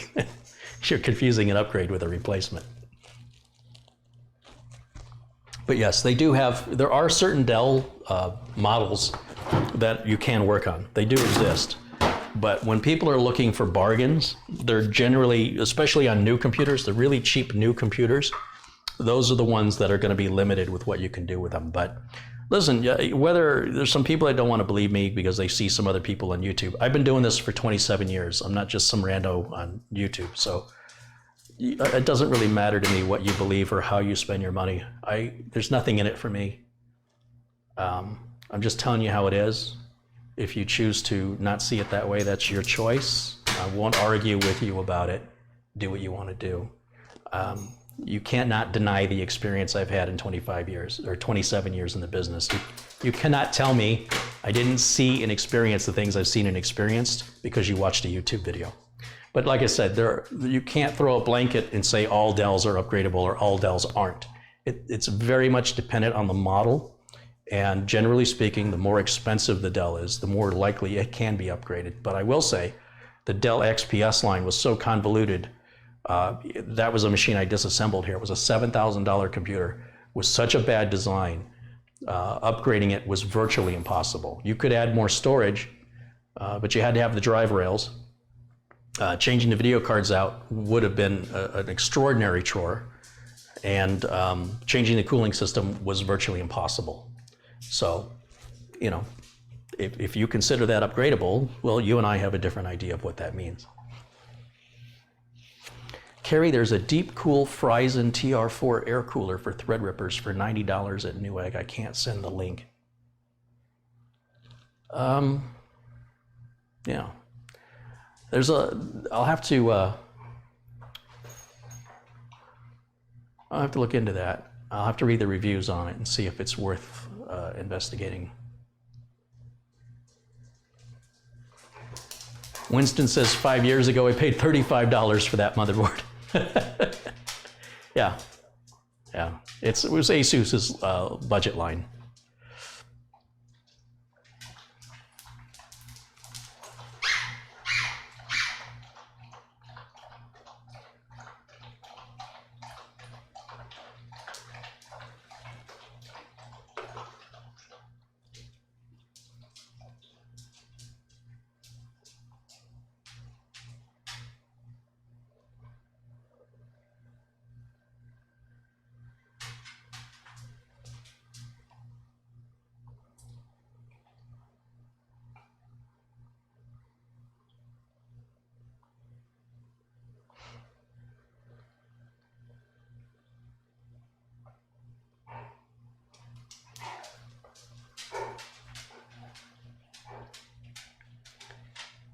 See here.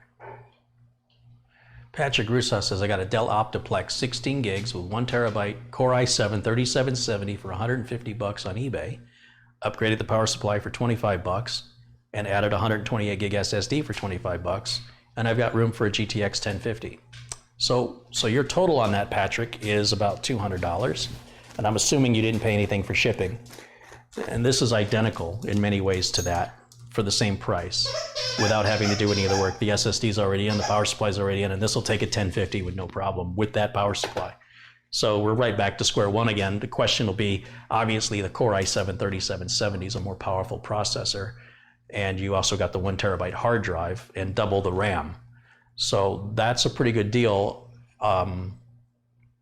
But if you had to buy a new case to put the Dell in, if you had to buy an optical drive, you'd be adding at least another $50 onto that. So, and again, there are some Dells that come in, they come in a case that's like this big. There's nothing you're gonna put in that case. You're limited. There are others where the power supply is like a laptop external brick. There's nothing you can do with those. So it just depends on the model that you've got. And those that have those proprietary designs, those are always the cheap ones. Those are your $300 computers.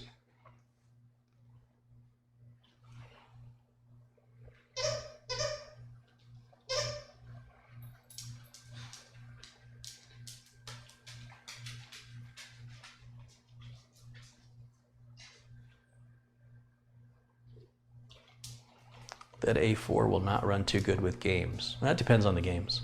Remember, it's a 5-year-old processor, so if you're running 5-year-old games, with a 1050 graphics card, got to keep it in the perspective of when it was designed. A Model T might start and run today, but you probably wouldn't want to take it on the freeway. You'd probably end up getting yourself killed. So keep it, in the context.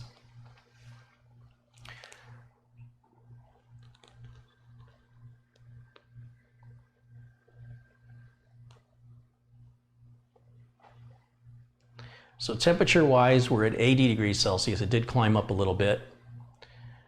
And Prime 95 seems to be having a little bit of an issue, maybe an incompatibility with the processor. What's going on there? Let me see if I can pull that screen up and read what it says. Fatal error. Might have to test the RAM. It actually shut the worker down. That's interesting. So worker 1 is not running. I'd have to, I would run memtest 86 on this. Will be the next thing I do to make sure the RAM is okay.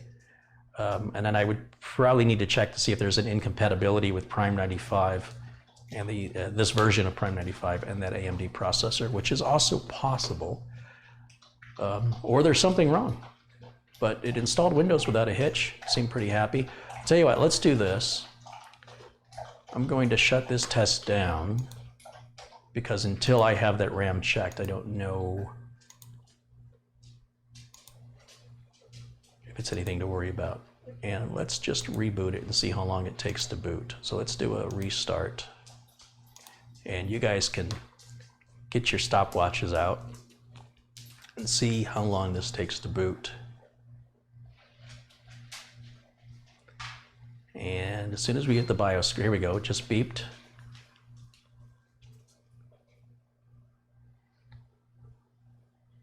And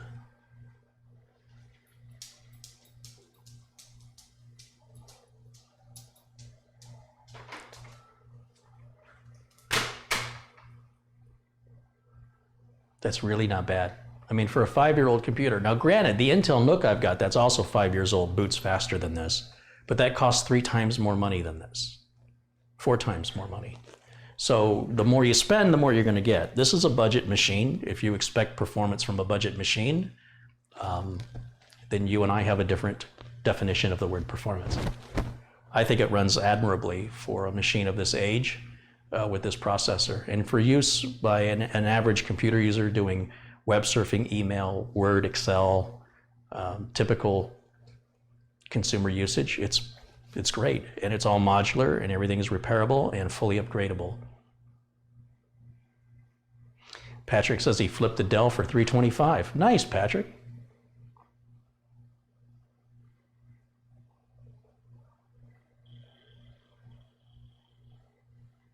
All right, if anybody has any final questions, this will be the time to ask. Otherwise, I'm going to wrap this up. I got a late start today, so this is going to be only a 2-hour broadcast for me today. And ideally, I'll be able to do a regular length broadcast tomorrow if all goes well. So, yeah, any final questions? I'm going to go ahead and shut this down for right now. In the meantime, I'll go and turn that off. And then we'll switch over here to the main camera. There we go.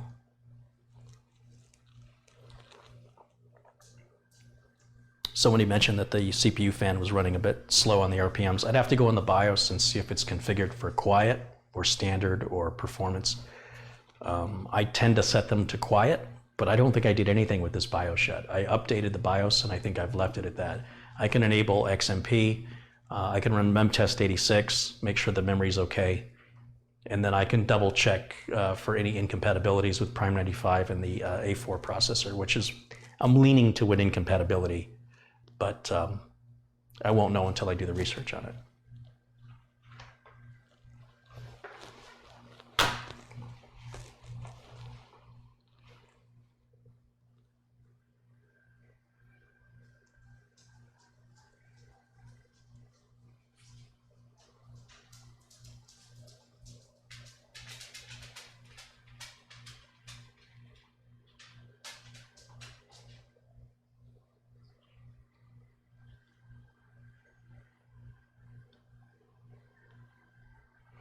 I mean, if you guys know that I spent $75 for a case, power supply, and optical drive, plus the cost of the cooler, and then you're not calculating in the value of the motherboard, the RAM, and the CPU, then your offers are really unrealistic. Because who in their right mind would you spend $75 of your own money, take your time to install and configure it, getting the OS installed, getting the BIOS updated, and then turn around and flip it to make a $15 profit? And it's really not a $15 profit. It's actually a loss, because when you calculate the cost of the cooler, I'm in it over $100 out of my pocket. And the motherboard, CPU, and RAM were donated. So, you know, even if I don't sell that, if I gave it away the same way it was given to me, just to break even on parts would be $100. Then there's the time and effort and labor involved in getting it all installed, getting it configured, and then there's the cost of Windows 10. So these offers are very unrealistic to reality, unless what you're talking about is building or buying something where there's no new parts that were purchased. If somebody had just mailed me a full working system and said, you know, for example, it's here, you can have this, then yeah, maybe $90 would make sense. But not when you have brand new warranted components. That power supply's got a 3-year warranty, I want to say, 3 years on that. It's a Noctua cooler. You couldn't buy that Noctua cooler. I mean, unless you think ripping me off is a good idea. Because there's some people that go, yeah, I'd give you $100. And what they're really thinking is, I pull that power supply and sell it, I'll pull that cooler and sell it, and right there I'll make my $100 back. And then everything else I sell a piecemeal, and I can make $300 off a carry. That's not cool, man. It's not cool.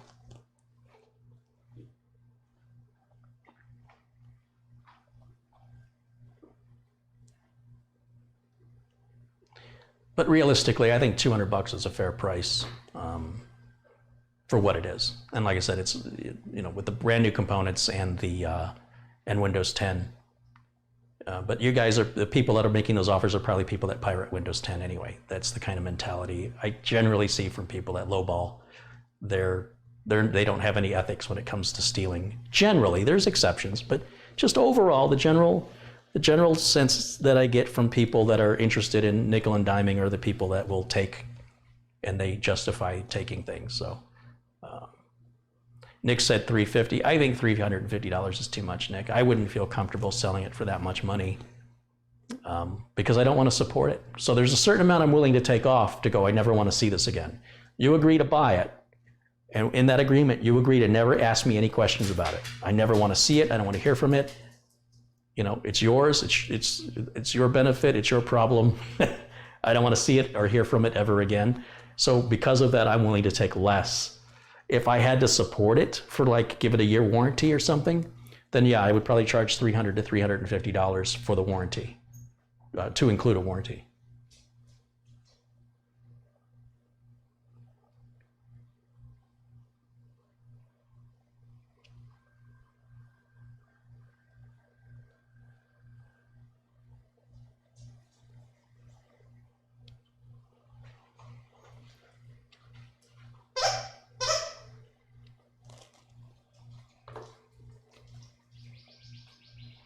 Yeah, 250. I'd say 200, 250. I would sell it at 200 just to move it quick, just so I don't have to sit on it and deal with people trying to negotiate and hemming and hawing. I just, look, $200 cash, get it, take it, go, have a good life, get on with other things going on. So I'll cable manage this tonight. You know, just wrap the cables up, get the covers put back on it. Like I say, I'm going to test the RAM. Make sure the RAM is okay. I'm not going to worry about the Prime 95 error. It installed Windows without a problem, and installing Windows is one of the best burn-in tests you can give a machine. So I honestly think there's an incompatibility happening between Prime 95 and that processor, or something in the RAM is bad. So I will run memtest on it overnight, let it just go through 4 full. It's a 13 test cycle. It'll repeat that 4 times, so it'll test it 42 times. And if it doesn't come up with any errors, then it's going to be fine.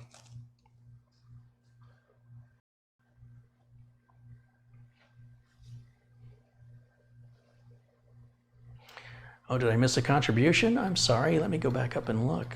Oh, there it is. John Yasuda has contributed $2. Car-ey chip specs show that it is a 2-core CPU. Yeah, I don't understand why I see 3 cores. That's very strange. And thank you for the contribution, John. I'm sorry I missed it, but thank you for bringing it to my attention. I always want to make sure that people get a shout out. And that's a good computer for Linux. Yeah, that's true too, for sure.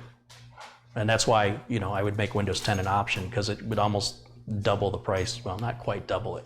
It adds a significant amount of cost to the system, whereas Linux would be free and isn't as resource hungry as Windows is. But so I've got somebody in the chat room that is challenging people, and you're just not welcome here. We don't want that. We're a supportive community of people that support one another. We say nice things to each other. We don't challenge one another. We don't insinuate somebody is stupid or that we're better than somebody else. We don't do that here. And if that's what you're going to do in the chat, you're simply going to be banned from chatting. You can still continue to watch the video.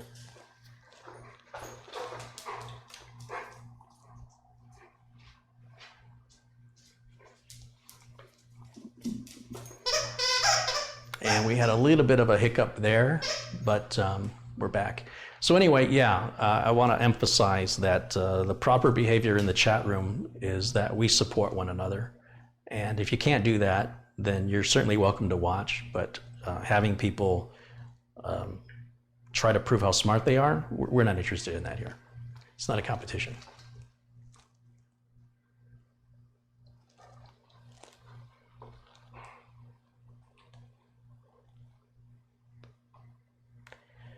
All right, well, YouTube is really acting up on me right now. So this is as good a time as any to go ahead and wrap it up. Thank you guys so much for watching, and for,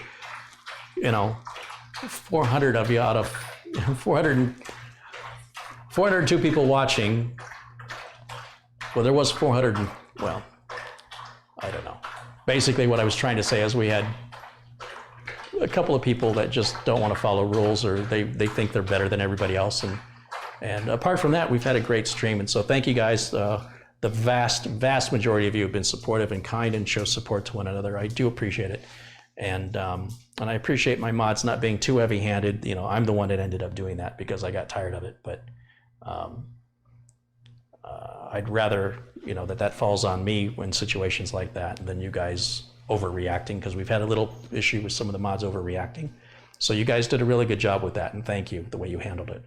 And for everybody else, listen, thank you all for watching, and I appreciate that. We'll see you all hopefully tomorrow. And I've got a review of the Azul, that little compute stick that I plan on doing tomorrow. And I will see you all then. So, until then, contribution came in. Chris's Tech Channels contributed $5. He says, I really enjoy your channel, and because of it, I'm going to continue my computer repair business. Right on. All right, guys, I will see you all very, very soon. Until then, bye for now.